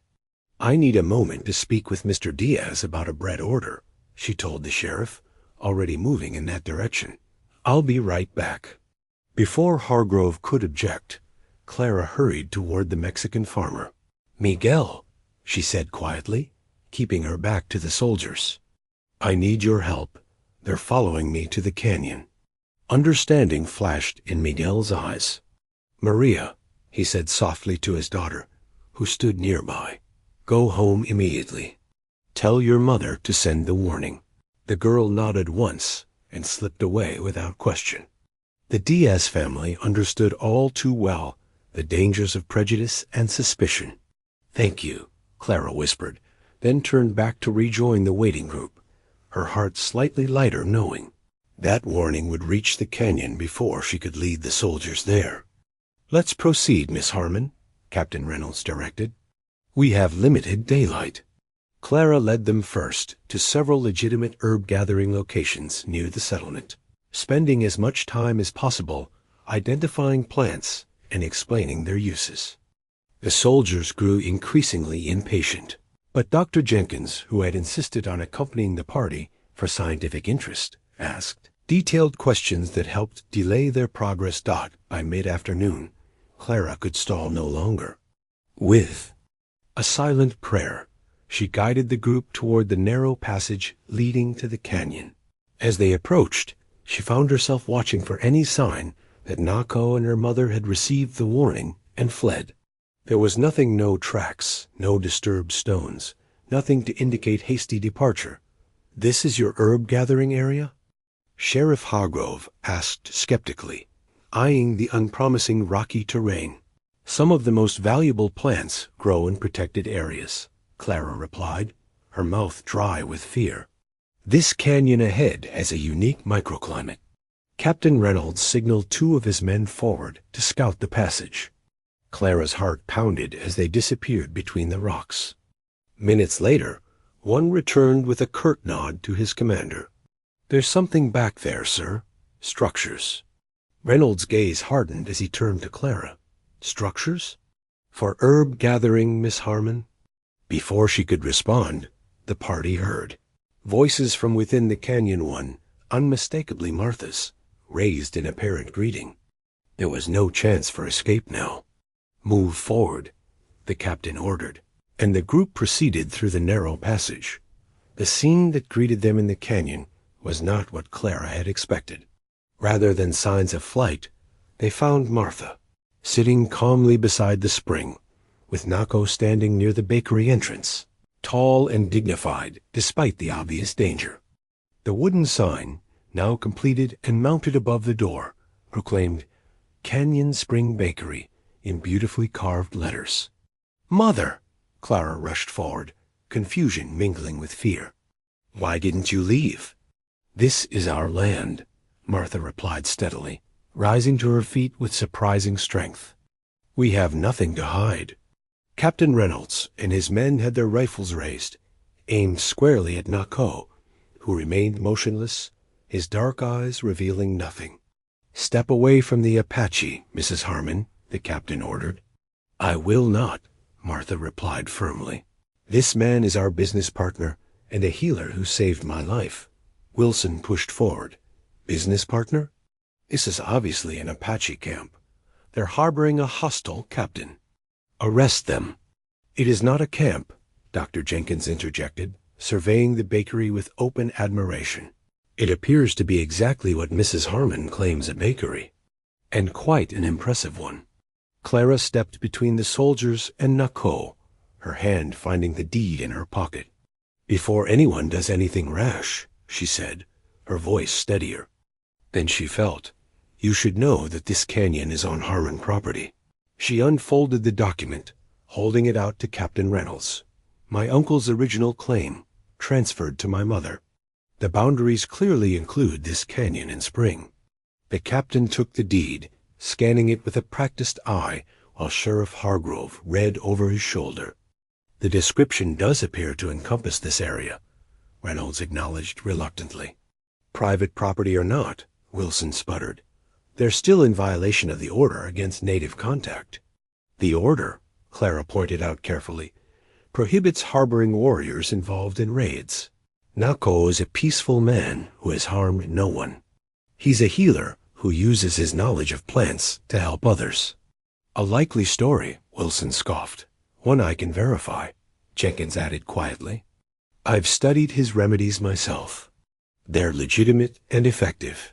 The standoff teetered on a knife's edge rifle still raised. Tensions high, the future hanging on the captain's next decision. Captain Reynolds' decision that day had been pragmatic rather than idealistic. After verifying the property boundaries, on Clara's deed, he had lowered his weapon and ordered his men to do the same, though their wary postures indicated continued readiness. "The Apache appears peaceful enough," he had conceded, "and this is legally Harmon property. But understand this." His gaze had hardened as it moved from Clara to Martha to Nako. "I'll be reporting this situation to my superiors. If there's any connection discovered between this man and the raiders, I'll be back with a full company." That had been 3 days ago. Now Clara stood in Copper Springs' small community hall, facing what felt like the entire settlement as Reverend Stillwell read aloud from a document that had been circulating door to door. "Therefore, we the undersigned, citizens of Copper Springs, petition for the immediate revocation of the Harmon land claim on grounds of immoral and dangerous association with hostile elements, and demand the removal of the Apache from territorial lands for the safety of all God-fearing settlers." The petition, Clara noted with a sick feeling, bore at least 24 signatures, nearly every adult in the settlement except for Dr. Jenkins, his wife, and the Diaz family. "This is absurd," Clara said when Stillwell finished. "Our deed is legal and proper, and Nako has done nothing wrong.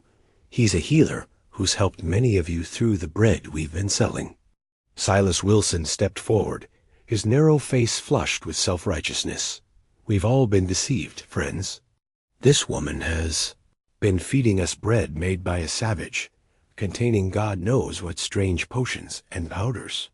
Medicinal herbs, Dr. Jenkins corrected, rising from his seat near the back, which I've personally examined and found beneficial for various ailments.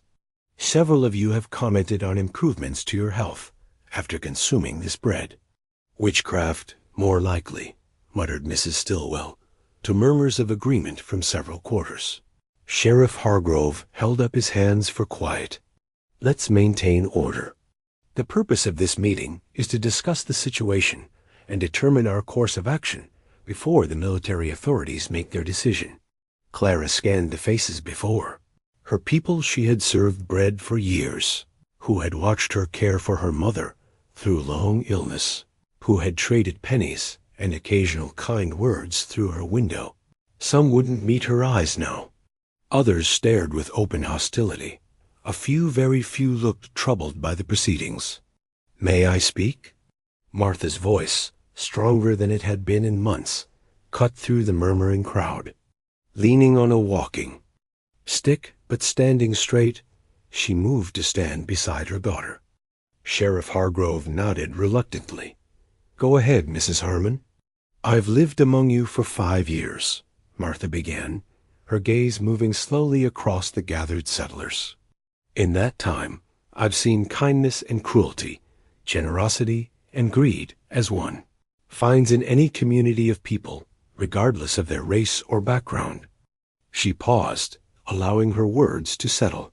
3 months ago, I was dying. My lungs were failing, and Dr. Jenkins had done all he could. Then my daughter discovered a spring with water that made extraordinary bread. And yes, she met a man who knew plants that could heal an Apache man who had lost his voice, but not his humanity. Martha's voice strengthened. That man saved my life, not with magic or witchcraft, but with knowledge passed down through generations' knowledge. We settlers are too proud or too fearful to seek out. Knowledge gained from a godless people who murder innocent settlers. Reverend Stillwell interjected. Have you ever asked yourself why there is fighting, Reverend? Martha countered. Have you considered what we might learn from each other if we stopped long enough to listen? This isn't about learning, Wilson cut in impatiently. It's about safety. Having an Apache within our territory is dangerous, period. He has a name, Clara said quietly. Nako, and he poses no danger to anyone. Says you, someone called from the crowd. But how do we know he's not signaling to others? Planning. Attacks? Because he's been helping build a bakery, Clara replied, frustration edging her voice. Creating something that could benefit everyone, if you'd only open your minds enough to see it. The meeting deteriorated further, dissolving into heated arguments between the few defenders of the Canyon Spring Bakery and its many opponents.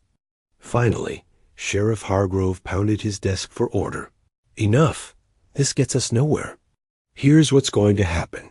I'm sending this petition to the territorial judge, along with my report.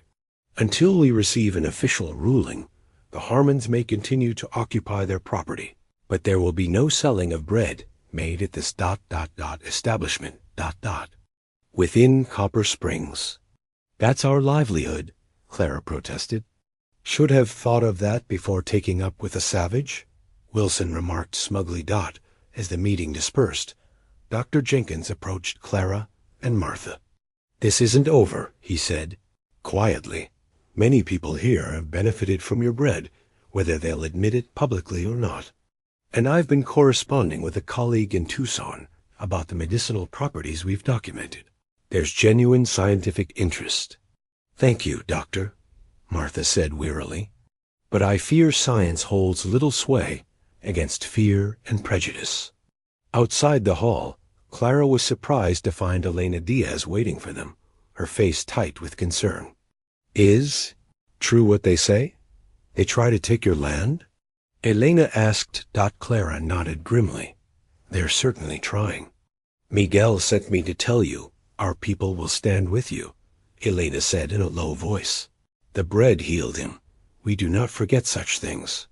As they made their way back to their cabin to gather supplies for the canyon, Clara noticed posters being tacked up around the settlement announcements of a community gathering to be held in 3 days' time, with representatives from Fort Haskell in attendance to address the Indian situation.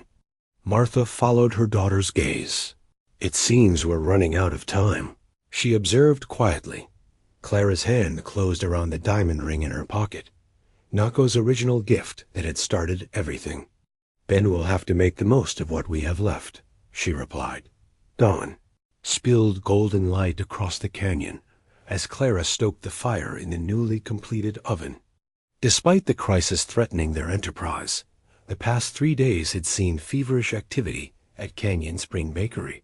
Nako had worked without rest to finish the structure, adding final touches to the roof and sealing the stone walls with a mixture of clay and plant fibers that hardened to a smooth finish. The crowning achievement was the oven itself, a masterpiece. Combining Clara's knowledge of bread baking requirements with Nakon's understanding of heat dynamics.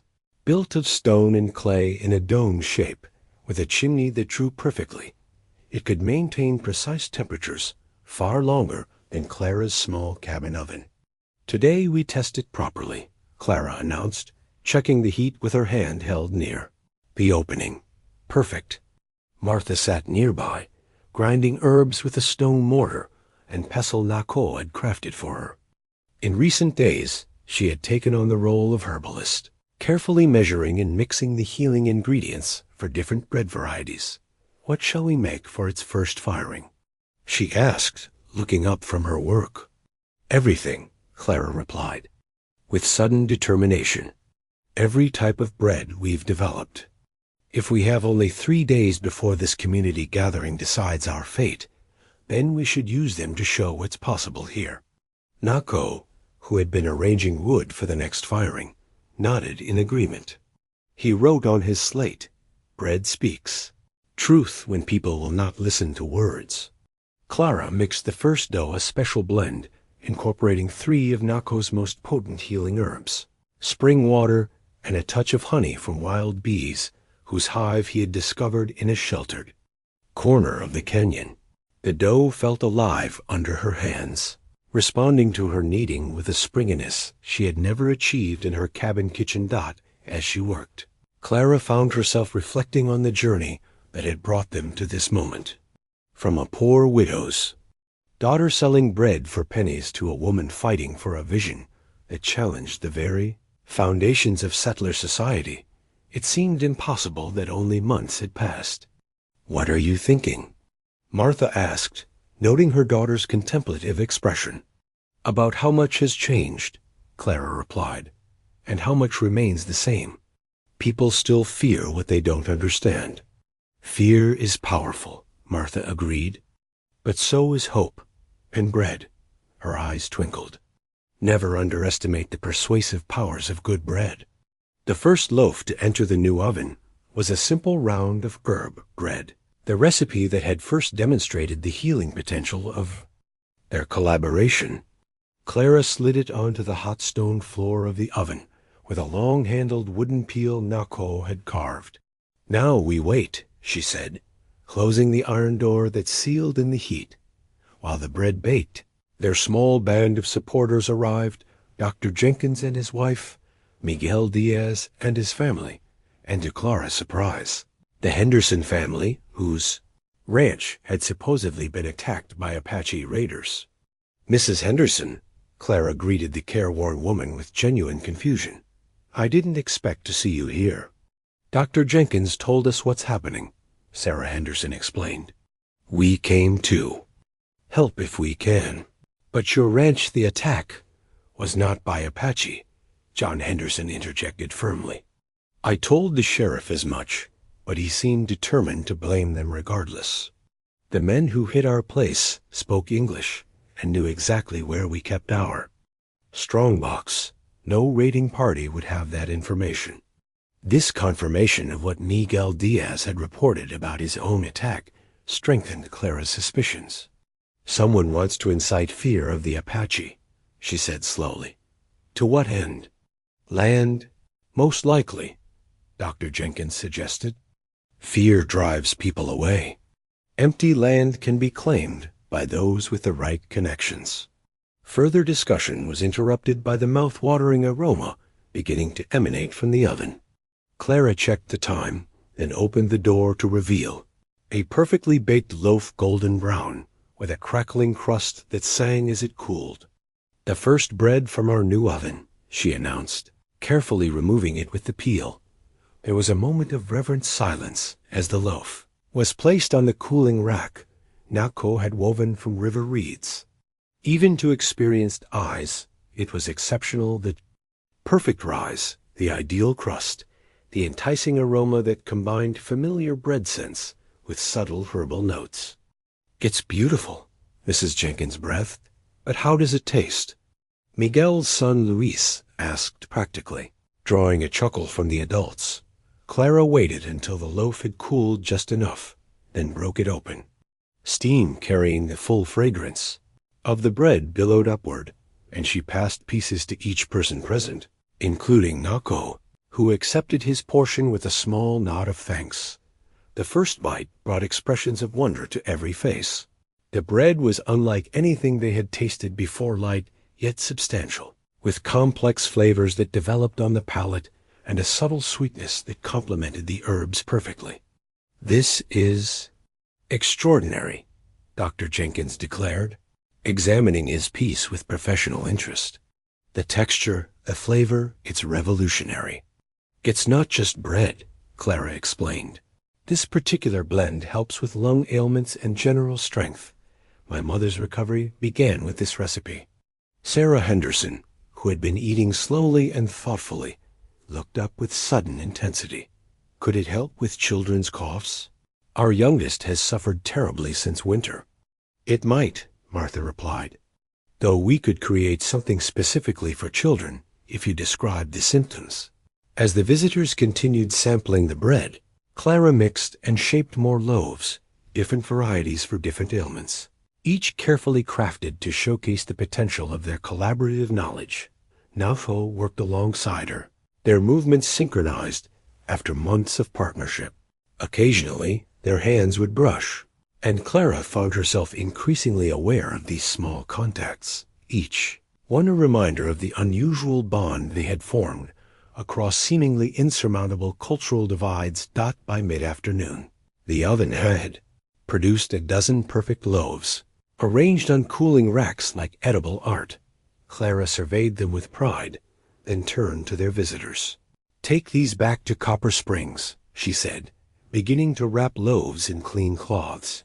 "Share them with anyone willing to taste them. Let the bread speak for itself." "And for those who won't listen?" Miguel asked pragmatically. Clara's expression hardened with resolve. "Then we'll make them here at the community gathering. Whatever happens, we won't surrender what we've built without a fight." The day of the community gathering dawned clear and cool, with a breeze carrying the scent of sage across the settlement. Clara rose early, her stomach knotted with tension.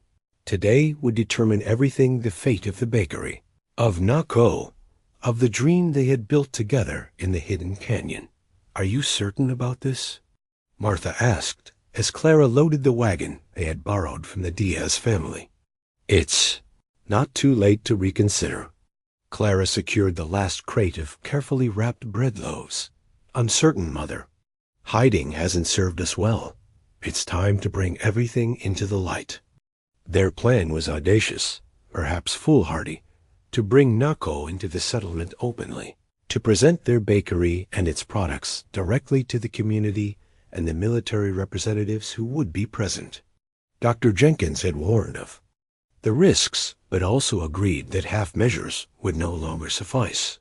"The canyon will be empty if we all go," Martha observed, climbing carefully onto the wagon seat. "Not entirely empty," Clara replied, glancing toward the eastern ridge, where two figures on horseback were just visible against the morning sky. Apache riders from Nako's former band, watching over the spring that had become so important to them all. 3 days earlier, they had appeared suddenly at dawn, 2 warriors, solemn and watchful, making signs to Nako that Clara couldn't interpret. After a long conversation conducted entirely in hand gestures, Nako had explained, through his slate, that news of the bakery had reached his people. They had come to see this strange partnership between an Apache healer and a white woman, and having seen it, had decided to protect it. Now, as Clara guided the wagon toward Copper Springs with Martha beside her and Nako following on foot, at a careful distance, she drew strength from knowing they weren't entirely alone in their stand. The settlement was unusually crowded when they arrived. Word of the gathering had spread beyond Copper Springs, drawing curious visitors from neighboring communities. A military presence was immediately evident. A dozen soldiers from Fort Haskell standing at attention near the community hall, with Captain Reynolds conversing with a gray-haired officer whose uniform bore the insignia of a colonel. Clara pulled the wagon to a stop near the center of the gathering, where a space had been cleared for the proceedings. Dr. Jenkins hurried to meet them, his expression tense. "Clara, there's been a development," he said in a low voice. "Colonel Bradshaw from Territorial Command is here. He outranks Captain Reynolds and is known for his harsh policies regarding native populations." Clara's heart sank as she glanced toward the stern-faced colonel. "All the more reason to proceed," she said firmly. "Nako?" The Apache man stepped forward from where he had been waiting in the shadow of a building. He had dressed with particular care, that morning-clean cotton shirt and trousers in the settler style, but with his long hair worn proudly with a single eagle feather and a beaded band around his neck, covering the scar of his old wound. A murmur ran through the crowd at his appearance. Some people stepped back instinctively, while others merely stared in fascination at the notorious savage who had caused such controversy. "What is the meaning of this?" Colonel Bradshaw demanded, striding toward them with Captain Reynolds following. "Why is this Apache in the settlement?" "He's here at my invitation, Colonel," Clara replied, keeping her voice steady, "to demonstrate what we've created together at Canyon Spring Bakery." "This is an outrage," Silas Wilson protested, pushing forward from the crowd. "This man is part of a hostile tribe that has been raiding settlements throughout the territory." "That," John Henderson interjected loudly, "is a lie. My ranch was not attacked by Apache raiders, despite what was reported. The men who hit us were white, disguised with bandanas. The same with my family," Miguel Diaz added, moving to stand beside. "Clara and Nako. White men attacked us, but blamed Indians." Colonel Bradshaw's eyes narrowed. "These are serious allegations, gentlemen." "And easily investigated," Dr. Jenkins suggested, "if one actually wants the truth." The tension in the air was palpable as more settlers began to voice conflicting opinions. Some called for Nako's immediate arrest, while others urged that he be heard, or at least that his bread be tasted before judgment was passed. Amidst the growing chaos, Martha Harmon's voice suddenly rang out with surprising strength. "Enough! Is this how we conduct ourselves? With accusations instead of evidence, fear instead of facts?" The crowd quieted somewhat, and Martha continued, "My daughter and this man have created something remarkable, bread that heals. A partnership that crosses boundaries most think impenetrable. Before you condemn what you don't understand, at least have the courage to see it for yourselves." Clara seized the moment of relative calm. "We've brought something with us," she announced, gesturing toward the wagon. "Not just bread, though. We have plenty of that, too."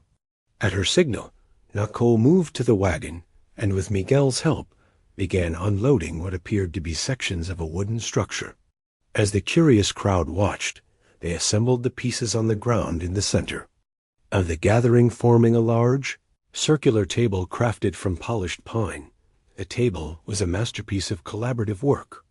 Nako had designed and built the frame, utilizing joinery techniques passed down through generations of his people.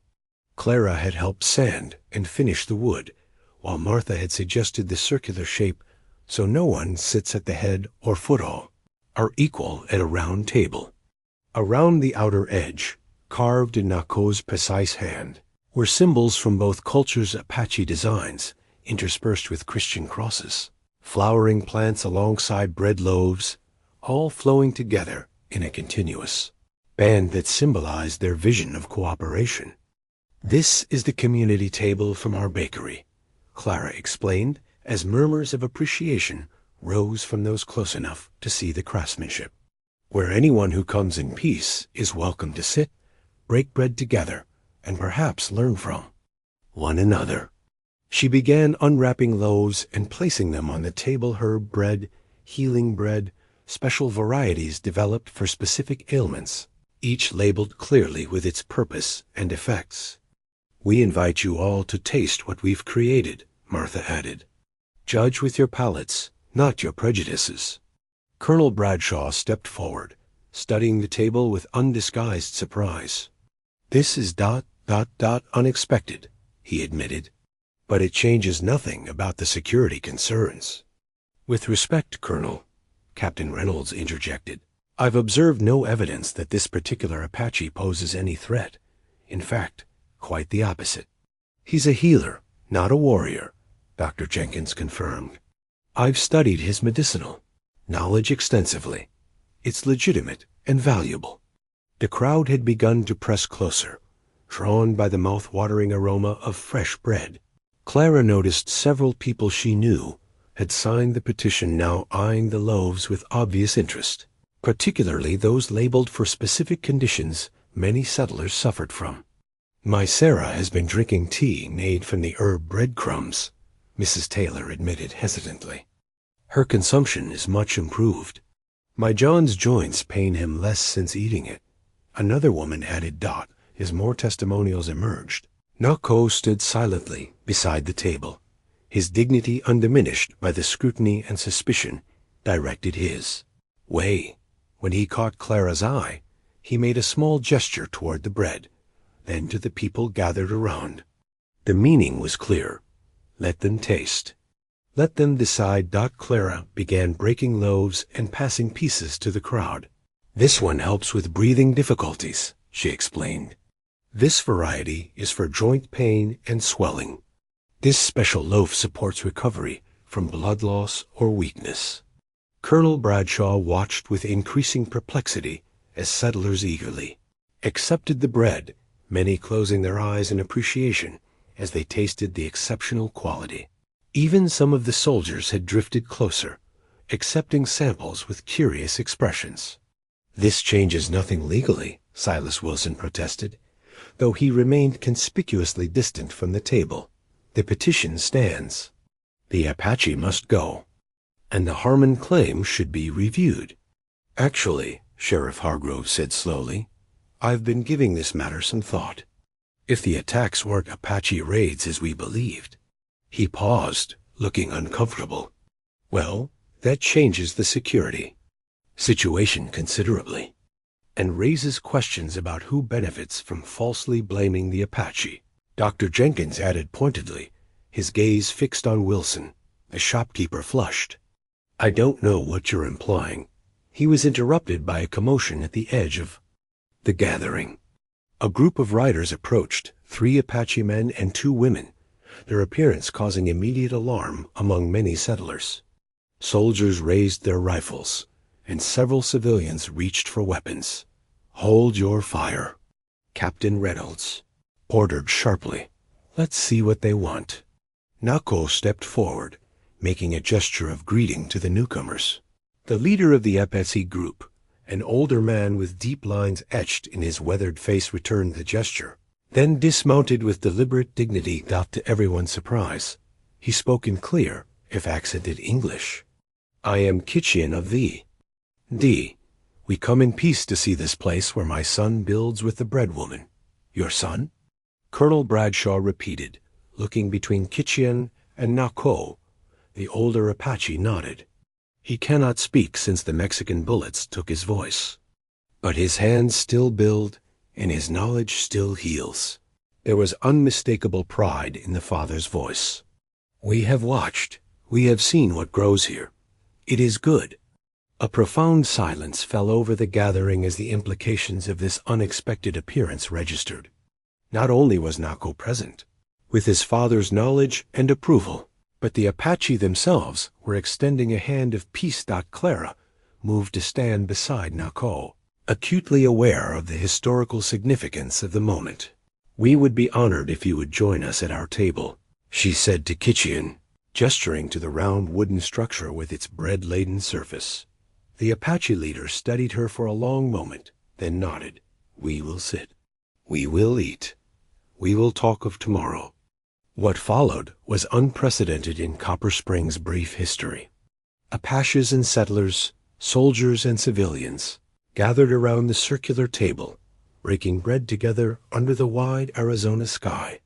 Conversations began hesitantly, then flowed more naturally as the simple act of sharing food worked its ancient magic. Colonel Bradshaw, observing the scene with evident amazement, finally approached Clara. "Miss Harmon, I've seen many things in my years of service in these territories, but nothing quite like this." "Is that good or bad, Colonel?" Clara asked directly. The officer considered. "The territorial governor has been seeking examples of peaceful coexistence to demonstrate to Washington. This arrangement might serve as a model, under proper supervision, of course." "We're not an arrangement, Colonel," Martha interjected, having overheard.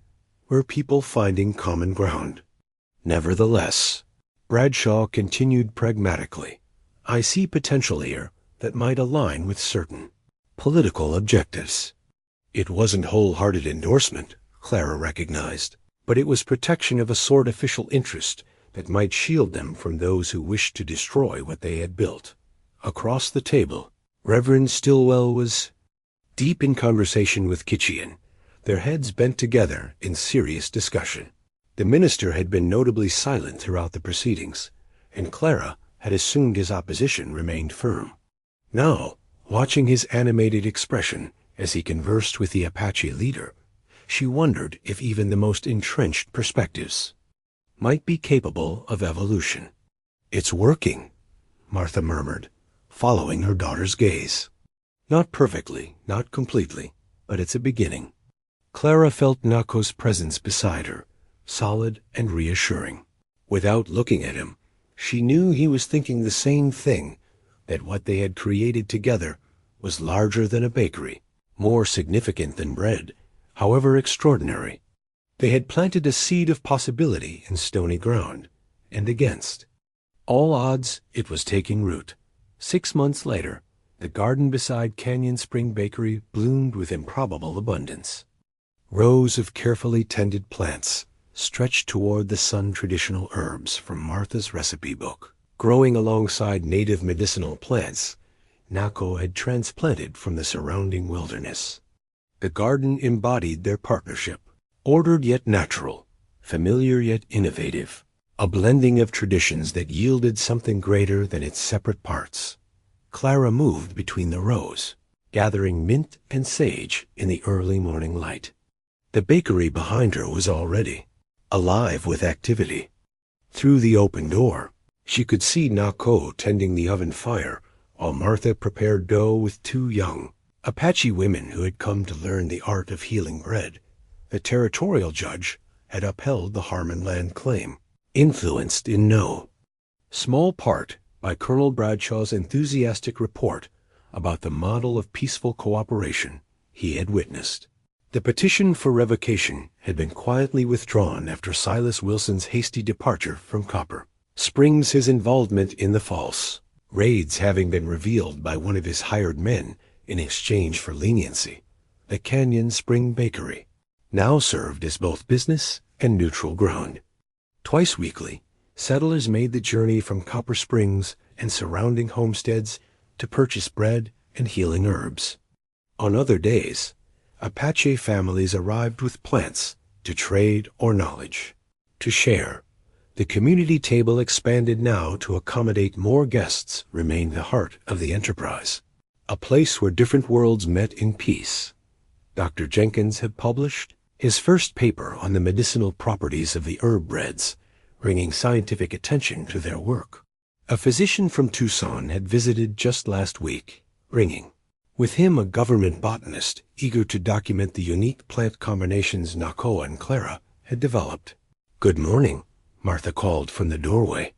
"The cinnamon bread is ready for the herb mixture." Clara smiled at her mother, still marveling at the transformation in her health. Martha moved with energy that belied her years, her once frail frame now sturdy enough to work alongside them for hours each day. Inside the bakery, Nako greeted Clara with a nod, his dark eyes warming as she approached. Their relationship had deepened gradually, built on mutual respect that had grown into something neither had anticipated. Though they rarely touched in public, mindful of lingering prejudices, the bond between them was evident to anyone who saw them work together, anticipating each other's needs, communicating with glances and gestures that required no voice or translation. "Look," Martha said, pointing toward the canyon entrance where a small group was arriving, the Diaz family bringing fresh chiles from their expanded garden, alongside Reverend Stillwell and his wife, whose initial hostility had gradually transformed into cautious support. Behind them rode Kitcheon and two other tribal elders, their visit coinciding with the settlers, by design rather than accident, another small step in the careful dance of building trust between communities. Clara reached for a tray of fresh loaves cooling on the rack. The bread they created together had become more than sustenance or medicine. It was a symbol of possibility, a daily reminder that nourishment could be found in unexpected places, if one had the courage to reach across boundaries. As she placed the bread on the community table and watched Apache and settler alike gather around it, Clara felt the weight of the diamond ring she now wore on a cord around her neck. Nako's first gift, transformed from a promise into a testament.